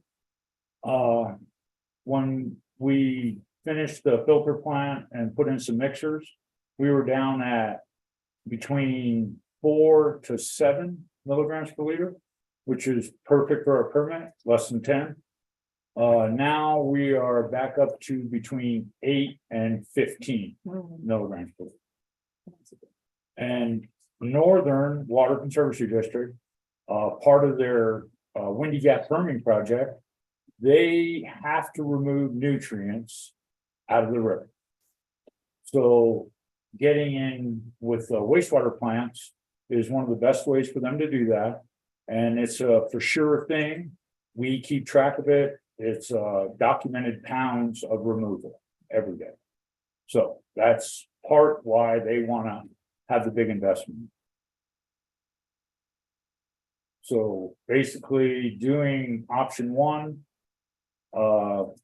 would make sure that we're in compliance for the next 20+ years. Even with our additional growth in the annexations and another probably 3,000 residential units in the valley. Oh, yeah. Okay, good. Yeah. Great. No, That's our the work. biggest problem, and it doesn't show here, you know, we have 2,000 units. These are very round numbers. Our flow to the wastewater plant is only 25% of our permitted capacity. As you can see on the organic load, we're quite a bit over that. So hydraulically, we're at 25%. Organically, we should be at 25 to 27%. They should be pretty close to hand in hand. And if we stay at those numbers, then everything up into the town of Fraser's estimated growth was 5,000 units. Right now, you sit at 1,800. Thank you. I know we didn't look for this, but you know, would there be much effect from the guys that do the home breweries where they do them at their own house and they? Depending on how much water they're using, yes. And passing regulations as Paul just did with the grease, and then I'm assuming next month with the IP, then we can crack down on it, inform people of what the big issue is, and then we will have a space for them to bring that stuff down to the plant. You know, doing a home brew, you're going to have a 5-gallon bucket. Okay, bring that down. Great, perfect. It's Run it through the sieve and Yeah, the reason I brought that up is because Cambry happened to be one of the Cambry Brewing Company had one of the biggest spikes on the organic material when we did our testing, right? Small breweries. honestly, the biggest one in that test and report, the one that was the most realistic looking was Vicious Cycle. Okay, Vicious Cycle had no dilution. So what we sampled and what the results were purely brewery distillery waste. The rest of the ones that we sampled have influence from residential. Every one of them. So the real equation is what they had at up around 15,000 milligrams per liter. Standard house hold should be about 207. Wow. Can you extrapolate their results to the other breweries, like based on how much beer they're brewing? Yeah, I did that. I'm not an engineer, okay, so my numbers are purely by what I've measured. I believe they're fairly accurate. In my math that I did based on your question, it worked out to the breweries and distilleries giving us about 502 tons for the year. Well, no, I'm saying like round numbers.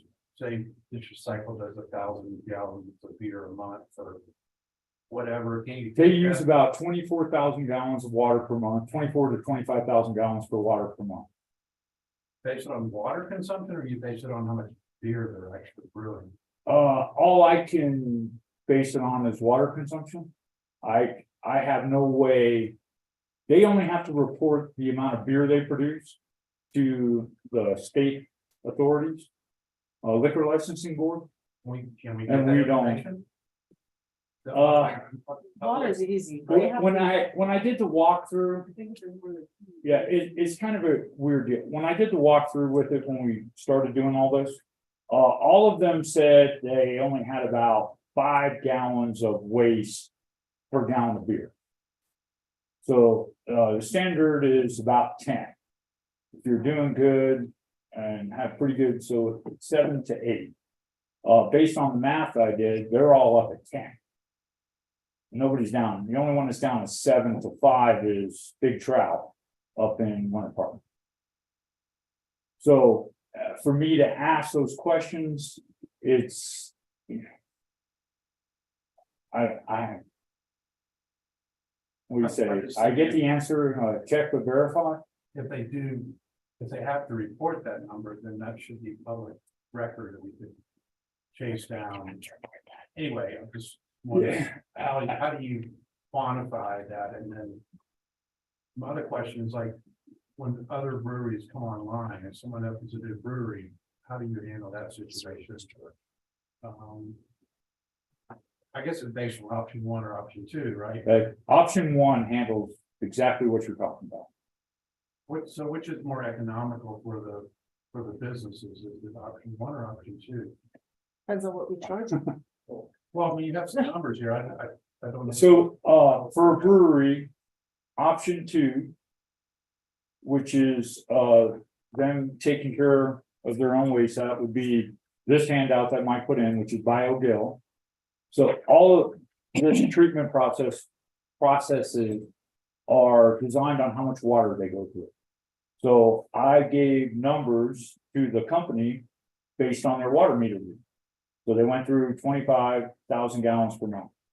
So these, for the BioGill for a brewery, if I remember right, it was right at about $200,000, somewhere in there. The one for the distillery was close to $1 million. Because they go through 125,000 gallons per month.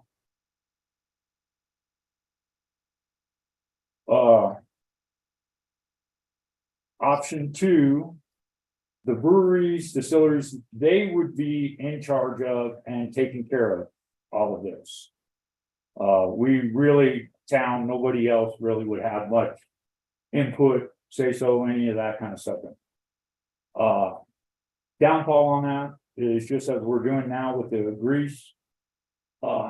It's the oversight, answering the questions that you're asking, you know, all those things. How long they'll keep it in service until it starts causing problems, and then they start putting stuff down the drain again. So for me, my world, and considering with nitrogen and what regulations may come down the road plus 20 years from now, option 2 or option 1 is the best option for us to build something down there, let them buy into it. New breweries come in, we have the facility for them. If this brewery distillery thing is just a fad and it phases out, the infrastructure we would build down there, we could then, if we had to, haul in a carbon source from the Front Range to make the system work.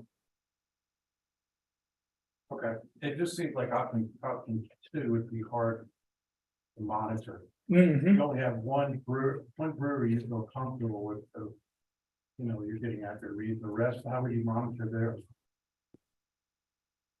Hard. If I just make everybody put it in a tank and we come get it, it's a lot easier. And we can match their water use compared to the tanks, how filling up tanks, how much we get. And it keeps us as the manager of the wastewater treatment plant, ensuring that we're treating wastewater effectively versus shifting that burden and looking at the monitoring and the enforcement of it at their level. Right, and they're not trained. And we're showing you the 2 options that are even really available. Right. Our intention, our recommendation, clearly option 1 is the path towards sustainably, something that we have some funding available for. And just I think makes the most sense all around. So funding, can we get a bond to help fund that? How would we go about funding that? Rob, how would we fund 3 point? Take out a loan? Sign away my firstborn? So it would actually be funded through the JFOC. Yeah. And we would have a contribution to that. Right. And we already have reserves in the JFOC. So it depends on what that final number would be. So even the JFOC, if they needed $4, They would take out a loan, or they would come to the municipalities and say, here's what we have in reserves, here's what we can access through this. Here's what we could get from grant sources or whatever, and then here's where we need the towns to, basically, it's an assessment to the towns at that point, kind of like an HOA. how long would it take to make it so, to make this happen? 3 years, 2 years? 4 years? Maybe as long as the bathroom. That's not 4 years, so. Yeah, there's some other things that are in the works. We have to, JFOC has to hire an engineering firm. Because the one we have kind of retired away from us. Okay. So, my hope is that we can get it going as quick as possible. Mike, asked questions of me already, twice about what I can do, what we can do, or how do we do the interim period. I've been thinking about it. We have some ideas, but anything I want to do down there, and this kind of means I have to have an engineer sign off on it. Help me, however you want to turn it. So I know that. We can in do the a, past- we'll do what basically will be some type of pilot program on the interim period. With the collection of the solids, and then the, doesn't it happen when they go to clean their tanks? Can we have them go onto a Google calendar, and where they have to have a separate day, they can't all dump at the same time, something Yeah, like that? there's after doing the walkthrough, there's a number of different steps in the process that they introduce waste into the sewer. Okay, so it's Not just at the cleaning. Not just the one. Yeah. So what, bottom line is, what is it gonna add to the cost of a pint of beer? Are they gonna pass it on to their customers essentially? Well, I mean, and they charge you, I mean, if I look at it from my perspective on it, they are charging you $7 to $10 for a pint. And they're not paying for any of this right now. Right, so So, I just wanted incremental cost. To that, well, which are- based on my math, it worked out to be about 275 additional EQRs per brewery and distillery. So that. At translates- $10,000 a piece times Oh. 275. It took a long time for she cut me that, but they need to contribute. Yeah, they need to shoulder the cost. We'll have to take a look in the future at what. And I can say adding when onto their base rates If- for water and sand. the big thing for myself and Mike is that you guys are in favor of option one, especially those of you on the JFOC board, so that we can present this in a unified front, and this is what we'd like to do. And then some of these questions that you have, I really can't answer yet. I mean, I can answer it, but I might not be totally right on that answer. Okay, fair enough. And in the meantime, should we put a moratorium on new breweries? and No, distilleries? I don't think, I mean, honestly, I'm trying to do this option one so that neither one of the towns has to do a moratorium. All we have to do is have a zero discharge, and we coordinate with them, and they haul their waste down to us, and we meter it in at the appropriate time, and things like that. So how much does the discharge unit cost? The unit that we would be providing them and servicing? Free. I have a tank, an empty plastic tank. Okay, So if you go to, great. So it's a simple thing. yeah, it's really simple. This Cool. picture here Yeah, goes cardboard tanks. I have those. Okay. And we would give them those, they fill it up. We pick it up, bring it down there. So they fill it, and then the Okay, water they just bring it rushes in. through it, and that solids stay in it, and then. No, they just fill it up. Then we take care of it. That's part of this process here with us and nutrient removal. Okay. We would build, filtering facility down there and all that to take care of some of these So grains that are with still left in water? it. I'm sorry, Water with solids in it, when you Yes. say they fill it up, yeah. We would take care of all of it. okay. We definitely need to pay for that service. Yeah. Oh, That's no, gonna they, be a lot of water. they have, those guys have been getting a very good deal from the two representative towns Yeah, for the past few years. This is- And I don't, huge expense. the way we can price it out and break it out, you can be fair and equitable to all involved parties. The intention is not to discourage this type of use. I mean, we recognize the value of breweries and distilleries. And, the economic driver. Both, some of us enjoy those more than others. But the idea is to set this up for a sustainable method. And talk, kind of similar to what we talked about with an upcoming workshop, is what makes sense for the town to take care of from a treatment point of view. And then ultimately, we're gonna get to what do we want to charge? This is how much it's costing to dispose of this. What makes sense as far as, when they bring these containers up, we're picking them up. What costs related to that brewery of them, so. Speaking of a pumper truck, could you just pump? Maybe, you'll be looking into it. All right, you'll come It would, down there. it honestly, it really is best if they fill up the tanks. And then we move the tanks. It's a lot easier and cost effective. If I get a pumper truck, then we have to have CDLs and we have to have a hazmat license. There's just a whole bunch of realm of things that, Drawback. people don't, I try to Yeah, nobody gets one. stay legal, but stay as legal as possible. Does that make sense? Okay. Thank you. All right, I think we got a good idea. option So one, I don't think we need a motion. So is everybody in favor of option one? yes. Yeah. No. I am. Brian, Brian, are you in? He gave a thumbs up. Give me a yeah. thumbs up. No. Did I need We to? can't, it's, we can't. Let's see, did they make a recommendation to the board? Does that do? No, you make a recommendation to the JFOC.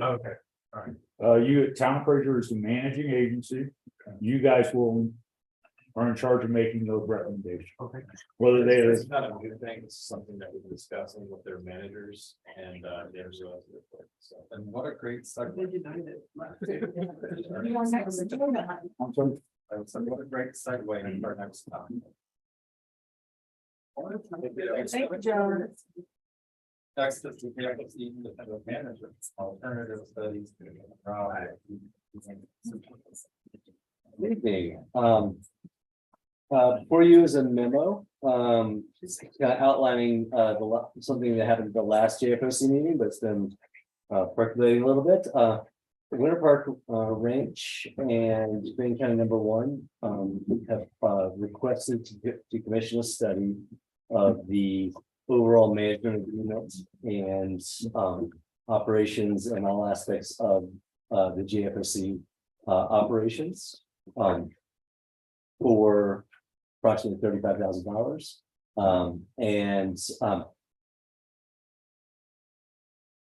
In subsequent discussions, according to the JFOC, any of the members of the JFOC is able to become the manager or managing agency of the JFOC. And the managers said their boards are not interested in taking on that responsibility. And Town of Fraser is currently in that position. And so my recommendation is that the representatives of the town board who are on the JFSA not support this additional contract. From a financial side, it doesn't really address the underlying issues right now. The only true value out of that might be saying restructure this to pay for major upgrades to the plants. But I think with that, the information's already there in the JFOC agreement. A lot of the options are already built into the JFOC agreement for funding mechanisms and such. So I don't see a lot of financial value. I do see, and I'll put on the HR hat, a huge risk and detriment from a staffing standpoint and making sure the plant continues to operate. And I've got outlined that in this memo. Basically, if you want to outsource the JFOC management, that means our staff we would probably have to terminate our staff because I don't want my staff reporting to another outside agency that has different rules and HR policies, etc. I don't want to also be the contracted staffing agency for an outside organization that can point the finger and say, well, you don't have people who are qualified here. Because it is hard to get people certifications in the valley. We're putting a lot of effort into hiring, training, getting people into these positions and up to the certifications to run the plants. So, and I think that this creates a lot of risk and challenges for people to say, oh, well, if our job is potentially on the line, why don't I go find a double job? And just one quick clarification, Rob. This was just presented by Winter Park Ranch Sanitation. The interest was also backed by Grand County #1. But it was introduced by Winter Park Ranch.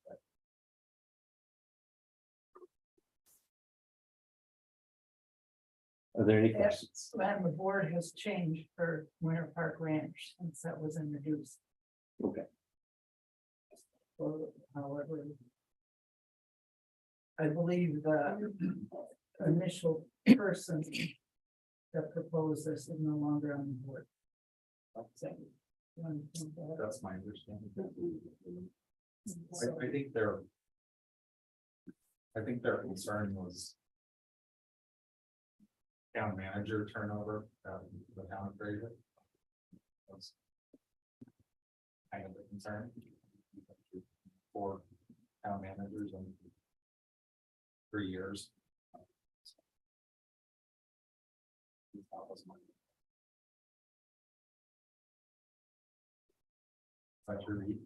I wasn't at that meeting. I No. remember right.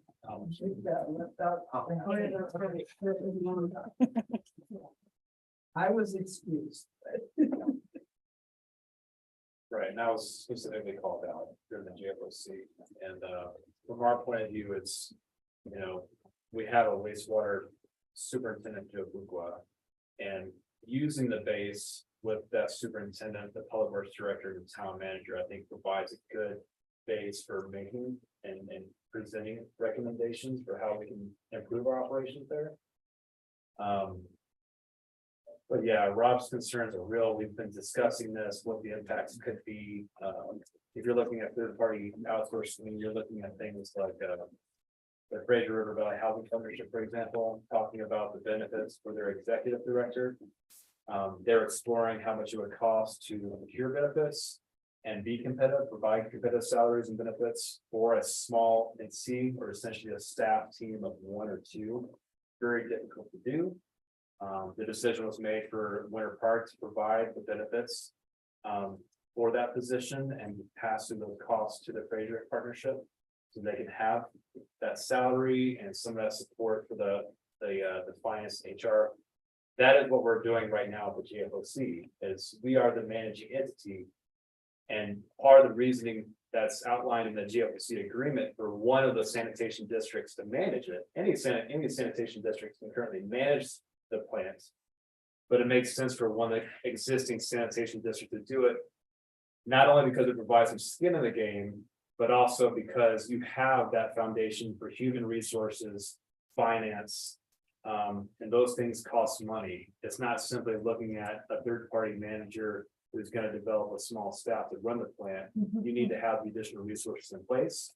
And as we've learned with outsourcing is expensive when you're looking at HR and finance. So those additional costs will be passed through as well for the town of Fraser for our sanitation needs and requirements. So looking at this, if the board were to have a unified front to this, it shows that We support our staff, we support sustainability at the GFSC from our perspective. And, if it's ultimately voted to do the study, we do the study, but you're paying for another study. There's a lot has been done, and maybe that's just ultimately what can happen. But we're pretty confident that the study is going to reveal a lot of the concerns that we have as well. And there's a reason that it's outlined in the GFSC agreement for one of the sanitation districts to be the managing entity of the plan, versus using an outside partner. And Joe and his team does an amazing job. Yeah, no, that's awesome. I know. This is. I believe came from one person. But kind of influenced their board and. I think we could. Hopefully nip this in the bud and move on. But Can I make a motion? We need, the JFOC members need. Correct. We need. We need for all of you guys to say, we're not supporting. Okay, I'd like to make a motion so we can vote on this as the board that the Fraser Town Board supports staff recommendations to not support the contract with the FCC. Is there a second? A second. Any further discussion? So if we're on the JFOC, Right, you're a town board. just making sure I'm not double dipping and doing things not good. No, I need you. And then I need you to show up at the meeting. It's like, If they want it, they can pay for it. doesn't work that way. Yeah. Okay, there's a motion. Okay. All in favor? Aye. Opposed? There was 7-0. So, another thing. Is there's times that Philip and myself and Parnell show up, and we don't have information that the other two entities have, and we're all sitting there looking at each other. And Philip's chairing the meeting. And the other people have all this information that we don't have. And so we need to watch it, what? We were going off. No, but for other things. Okay, So something to iron out. yeah. And as part of that, I think. I think what, Mike, Paul and myself discussed that, it won't happen anymore. Okay, good. That's like, I look like a proverbial, No, and I'm sorry, if needed, I mean, we can have a meeting prior to the JFOC meeting. That is for me, that is a non-issue. I would rather do that. The two other entities do have meetings. Yes, Because they do. they are the board just for the JFOC, whereas I mean, you have an awful lot more on your plate than they basically do water and sewer. So, no, you're at a disadvantage. So we can address that and take care of it. you'd rather not be mushrooms, Joe. Yeah, I understand. So with your direction, Rob will present the same presentation as a May 11th BOC meeting. And facilitate, kick off the discussion with that presentation. Okay, And ultimately it falls where it falls, but it's good to have you get it right front to the city. And we just want to be transparent with you about our concerns with this study and what impact it ultimately have. We've got great stuff. We do. Joe has done a great job. So. Okay, great. Treasurer's report.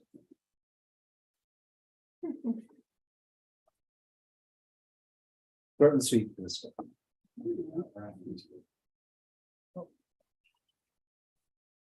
I was just on the side. No, that was there, it was just on a different tab.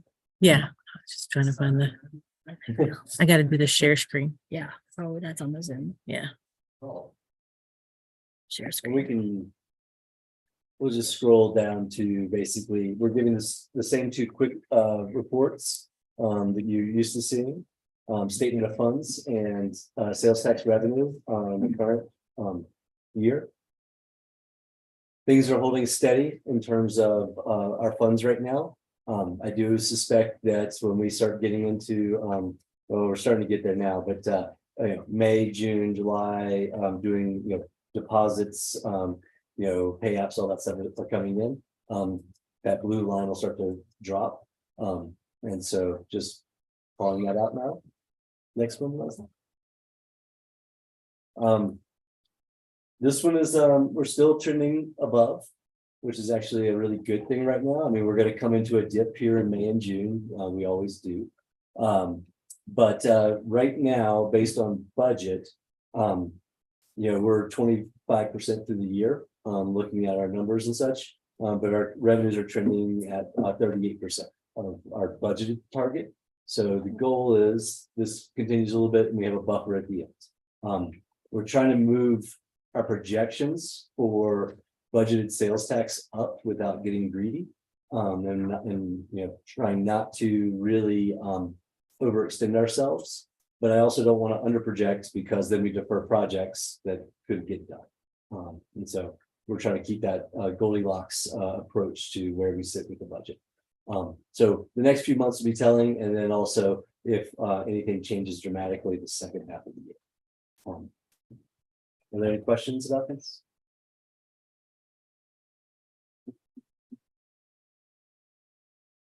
I will say that one thing I am pleased with this is since this is showing kind of a full 5% sales tax and the 4% is our it goes to the general fund and 1% goes to restricted revenue.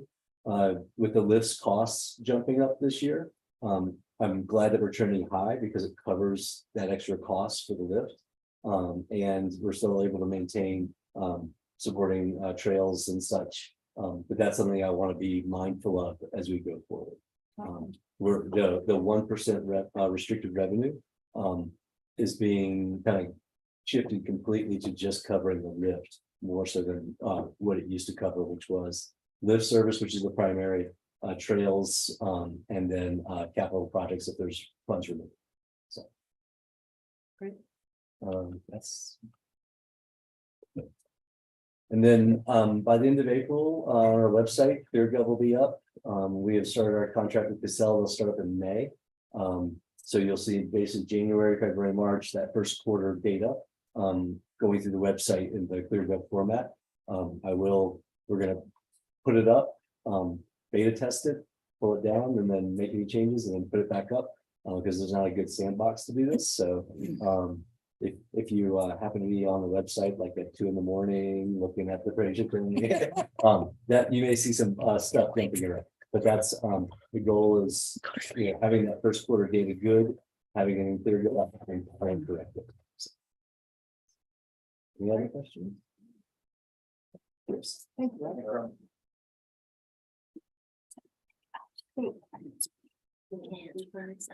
Yep.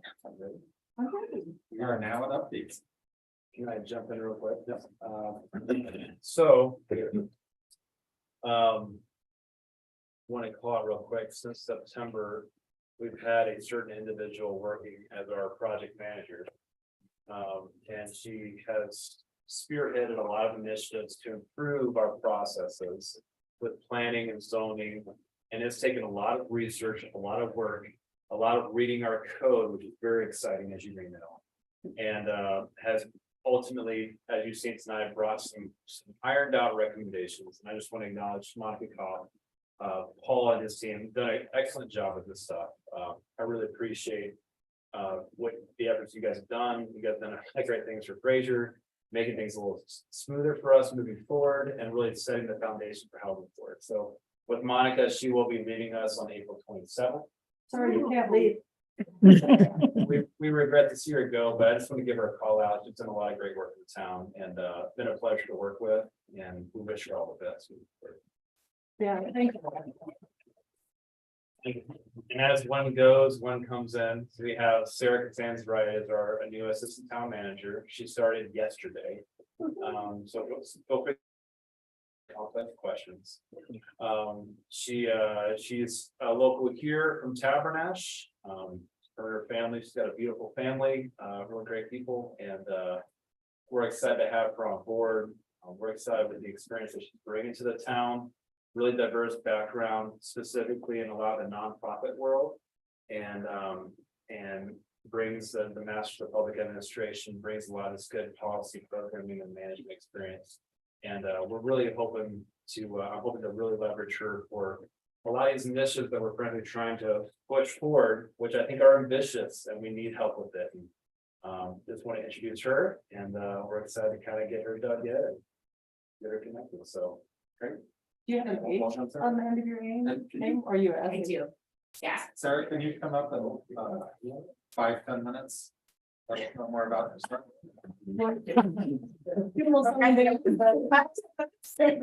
Could be like 2. 3 minutes. You don't have to do 5 minutes. Okay. I told that public spam. What would you like to know? Just a general introduction? Just your, whatever you want to share with us. Okay, yeah. I moved to Colorado in 2009 to Denver. And met my husband in a couple of years, and he was working up here. So I've kind of made a gradual migration to Grand County. We bought our home up here in 2015. And we have a 5-year-old at Fraser Valley Elementary in the pre-K program, and a 3-year-old who came to town hall with me today. I'm working out childcare. But yeah, my background is I got a master's in public administration from Syracuse University, and then I did the Peace Corps in Guatemala and worked as a small business development volunteer. I did the Teach for America program and taught 3rd grade for a couple of years in Southern Texas. Then did some community engagement work in Ghana and Peru, leading groups of volunteers and students and managing some local development projects there. And then I was at the University of Denver for about 10 years working in international education and managing abroad programs. And I still adjunct teach there, at least through the end of May, a course on global citizenship that students take before they study abroad. Yeah, and I love being in Colorado. I love skiing and mountain biking and just being outdoors and all that fun stuff. Or anything else you'd like to know? Great. No, and I'm excited to be working in Fraser. So thank you. Yeah, we're lucky to have you. It's awesome. What charters for the town that we could see and maybe bio of everybody would be interesting. Notice who's who and who's where. I do.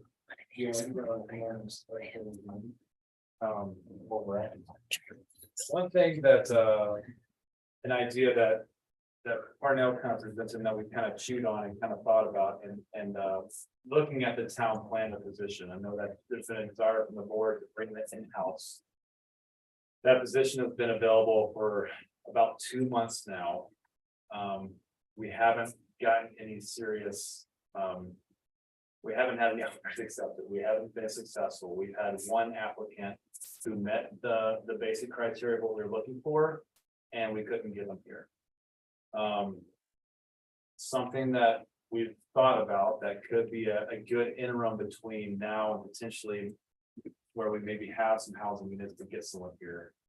I want to know what the board's thoughts are about us looking at a hybrid position where we can have someone on site here every Wednesday and Thursday, and then working remote, maybe on the Front Range or from wherever they're working.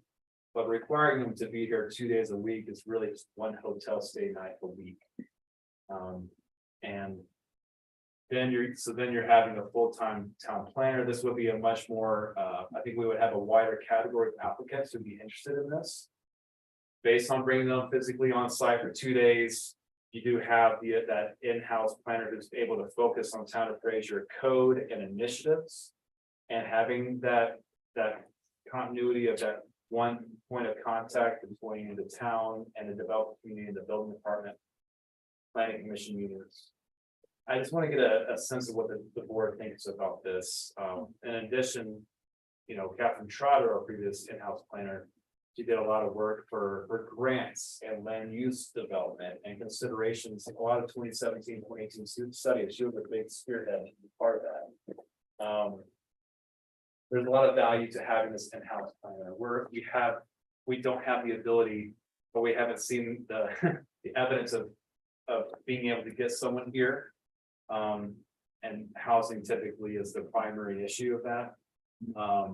I just want to see what the board's sense of as far as looking at that being a hybrid role. We do again have them available. We're thinking Wednesdays and Thursdays every week, which covers board meetings and planning commission meetings and a follow-up to the board and planning commission meetings.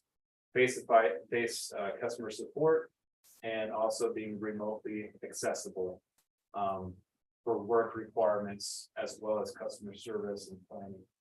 Just want to get a sense of what the board thinks of that.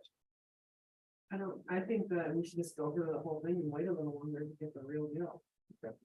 Unless it's, in my opinion, unless they're like planning on moving here, we can do that while we're waiting for them to move here.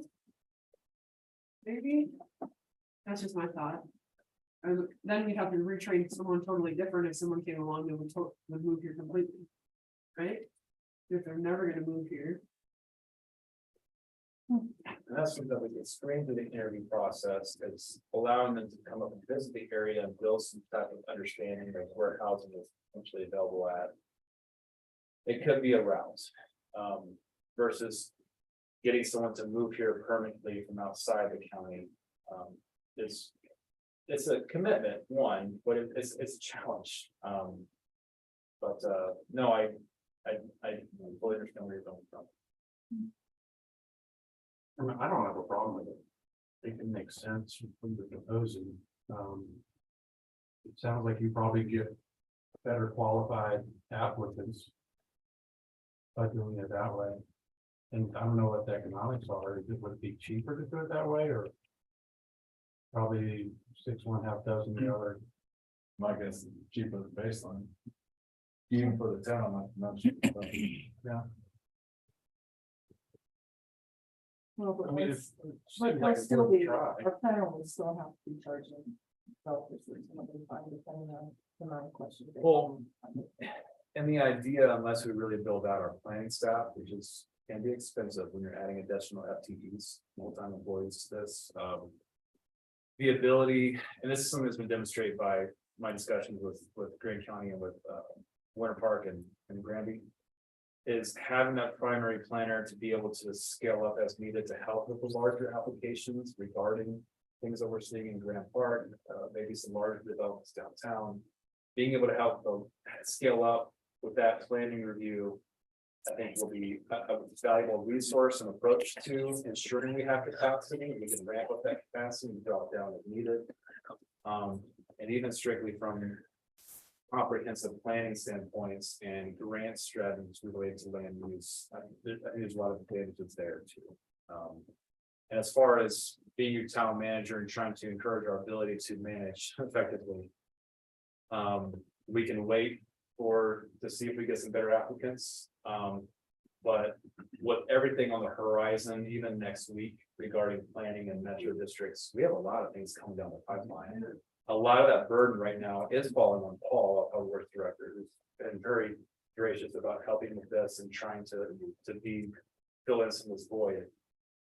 But again, to your point, Louis, that's what we've identified too, is it increases our range of applicants who may be interested in this.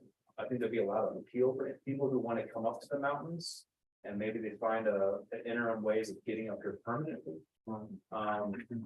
But again, I just want to be respectful to the board's desires as far as if you want to go for the full-time position immediately, or if you want to look at this more hybrid approach for beginning. Well, couldn't you try and see what you get? I mean, throw it out there and see what you get. Because if we don't get anything, it doesn't enhance your applicant pool. Well, at least on that app, if you get some good applicants, you should look at them.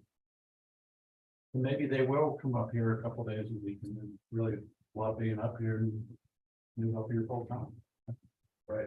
I mean, a lot of people work remotely, and I've worked remotely for a long time, and it works out fine. In fact, I think people are more productive working remotely because there's less distractions. So depending if you have a crazy 3-year-old or not. Well, you have to be motivated and self-started, but yeah, right. It doesn't necessarily mean they're going to be moving around and they're not here. Right. My concern with it is you invest your money, time, knowledge into somebody that is not committed to the community. Right. And then we're looking for another person in. And no offense to Monica. But that's an example of where we've lost somebody that, you know, didn't move here and we've invested all that time and we see how wonderful Monica is. And we're gonna have to start it, and we're gonna have to start it. So that's my concern. Sure, she might, again, Monica talked, she might have moved on in. I'm just, that's my, so I'm willing to wait a little bit. I mean, we have baseline points. So to me, I would think waiting a little bit to see.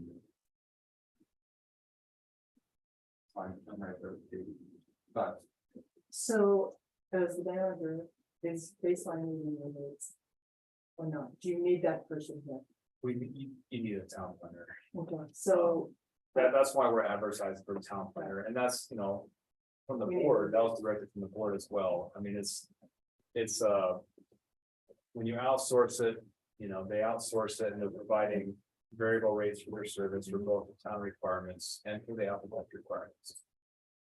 There are things outside that scope to include long-term planning, rezoning applications, looking at variances that make sense. The Victoria Village overlay was a big part of that. Somebody can look at the comprehensive plan that we need to do, planning appropriately for annexations, for current future development. And grant strategies. Got a huge resource for grant. So just things to throw out there. I think we could advertise for it. Is And there- see, is the and person- maybe still keep it out there for full time.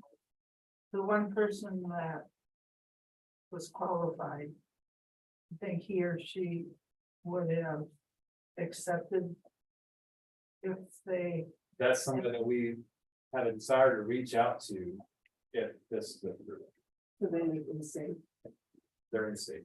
We've had plenty of people that lived in town or close to town that didn't work out. Based on the number of people who changed building laws. But it doesn't matter if they live here or not, it's. Do they fit or do they not fit? And it's gonna take time to ramp up, get to know them. Either it works out or it doesn't, it's just. It's part of hiring people, there's no guarantee. are you gonna check with that one? you're not gonna lose anything, but you're just trying, right? But Right, yeah, because it's definitely. you lose the opportunity to catch the person that's going to be full time. Or you could say, you know, And then what can, is there, are we setting a time frame on when they have to actually be here, or are they gonna just be part-time in the building for?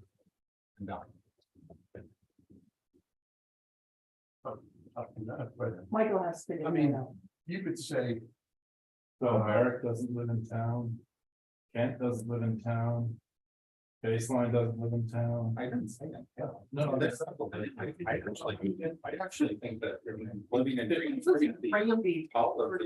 Grumbling. I think here. Yeah.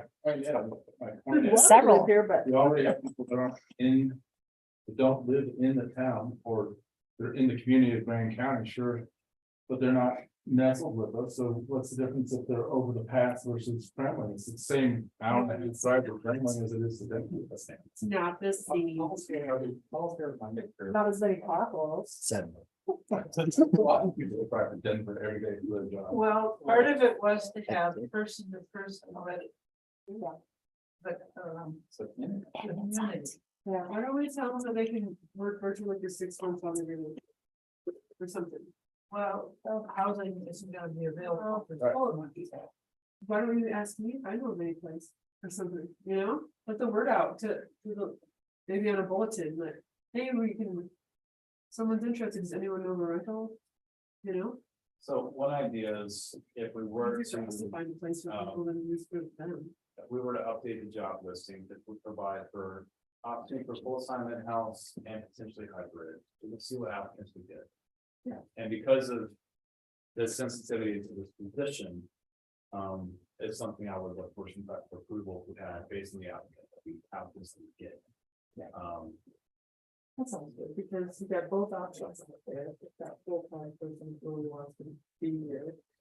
Is out there, they can apply and that option. You need to vote on this. It sounds like our friend or Brian hasn't said. What do you? Ryan, what do you think? I was super against the idea in the beginning, but the thought of potentially grabbing somebody that is like maybe on the fence about moving up here, you know, they can kind of see it a little bit, get a feel for it. It might not be a terrible idea. But having a time frame that they have to be here in the building, or we're gonna full time at some certain. Right, period. as soon as not like housing's built, they can move it. I don't think There's some. I would do that, put a deadline on, I mean, what are you gonna do at 6 months, and you like them, you wanna keep them. But you say, well, they're not gonna move up here. What about the incentive approach to that? Relocation. Where maybe there is an increase in salary rate in your full time, which is probably more in alignment with what our companies have before. But if you want to be able to work more remotely and do that hybrid, maybe it's a lower salary model. That's applicable maybe to people with a little bit of experience out of college and this. I like the incentive approach. First, if we did invest some time and effort for 6 months instead of 6 months to go. Thoughts there. Yes, I've been studying 5 years ago. Is it what, 8 weeks you have the job out there? Posted? 7. 7 months. That's it. Is that a long time? It's long, yeah. To have a vacant position. Why do we need somebody tomorrow? We were without staff until we gave big bonuses for years. So when did Susan leave before that position was filled for with Monica? I think that I want to. I think a town planner should be in the town. with Me their too. housing plan. And I don't think they should be living in Denver. They should be able to drive along and be like, oh. Yeah, and our customers should be able to, our developers should be able to walk in and talk to face. And that's part of the problem with Baseline, is they're not face to face and they're not invested in our community. They don't know what's going on. They don't know about the swimming pool, fishing hole, pop hole on so and so. Well, you can't afford to say about the original $300 an hour. Well, they're not here on the site. Exactly. No. But that's it, but this position would require them to be here at least 2 days a week or something, so they would be embedded in the community. Seems like it's better than not having town or tank planner. It's like our last county manager. Yeah. Her taste was not invested in our community. Like a wrecking. No. What does Baseline make from what's a month? 9,000, 10,000? 10,000. That's just from the customer service they provide to outside of. So that's $120,000 position for an employee. Right, do they have a dedicated person? That's all they do. Or do they do other things? That's the difference. So we have one daily planner, we have one planner committed to Grand Park development because of its scale. And then we have, and they work individually, but they are managed by Julie Esquivel, who's our primary planner. So it's essentially you're looking at replacing Julie essentially. And still having some planning support as needed as far as we need to ramp up for larger applications. So we don't need to make a decision now. I just wanted to throw it out there. Maybe we don't need to make a decision now. I think that should be an agenda, not enough. An update item is a 30-second. Not a debate.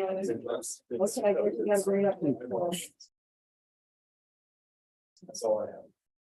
That's all I have.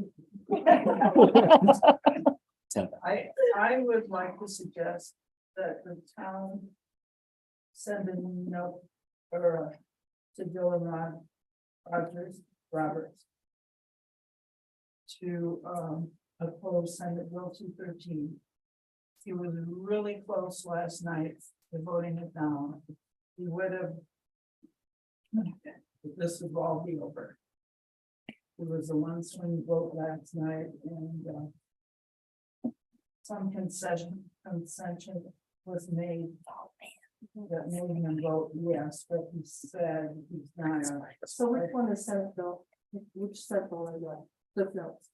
It's for the state and Tell us there are zoning. yeah. The house. And I listened for 3 hours last night while committee. And they, especially Senator Kirkmeyer had good questions and she could not get answers. They don't have the answers yet. And I think they're trying to pass the bill before the end of the session, which may be May 8th. And I don't know how they'll get it through. It goes to appropriations Friday morning, has to go back to the full Senate. And has to go to the House committee and 2 readings in the House. I almost think it's impossible unless Governor Polis calls a special session. But all we'd have to say is vote no and sign it, go down to Fraser. Well, Is that the Senate bill where they're trying to get it so that every residential house can be a multi-family?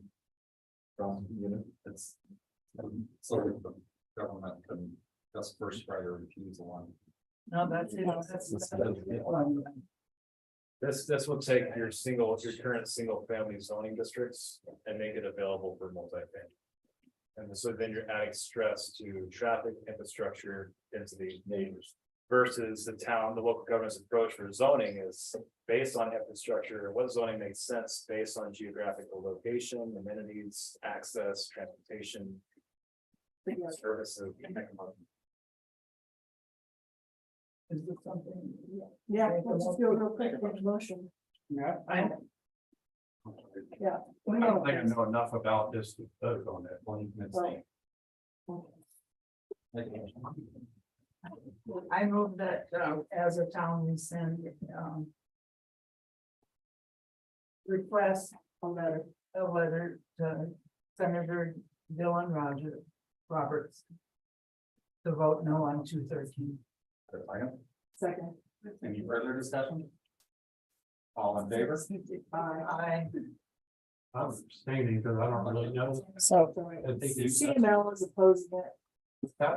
Right, how CML did you vote? opposing it. We have 5, yes, we have 6. 6 to 1. So I'll draft a letter and someone can verify sign it. Okay. Pretty good. Well, his next. I don't know when the full Senate vote. Yeah. Well, we were talking about the slow rolls of government. Yeah. Sure. Okay, any other updates? This, the Mountain Parks Electric. We have a vote for the Mountain Parks Electric. So I don't know any of these. So it's District 1, is that? That's these. Yeah, so, and if we live west. I like to shoot. I like to do it at the bottom. So it's not until May, is that when it is? I think May 10th it's due. So I think. A few days ago. I think everybody. I think you guys could consider it and then vote at probably the next meeting and still get it there in time. May add this to the. Yes. For next time. Yes. Make sure you guys look at, can you scan this and send it to the board? Mhm. Did everybody get every, Just man. This year, I got one. When you got- Now, as a resident, you should you also will get a ballot. I just got mine yesterday. No, I thought every resident got an opportunity to vote. You will. This But this is the town's vote. This is the town's. You know. Only one vote. No, I didn't.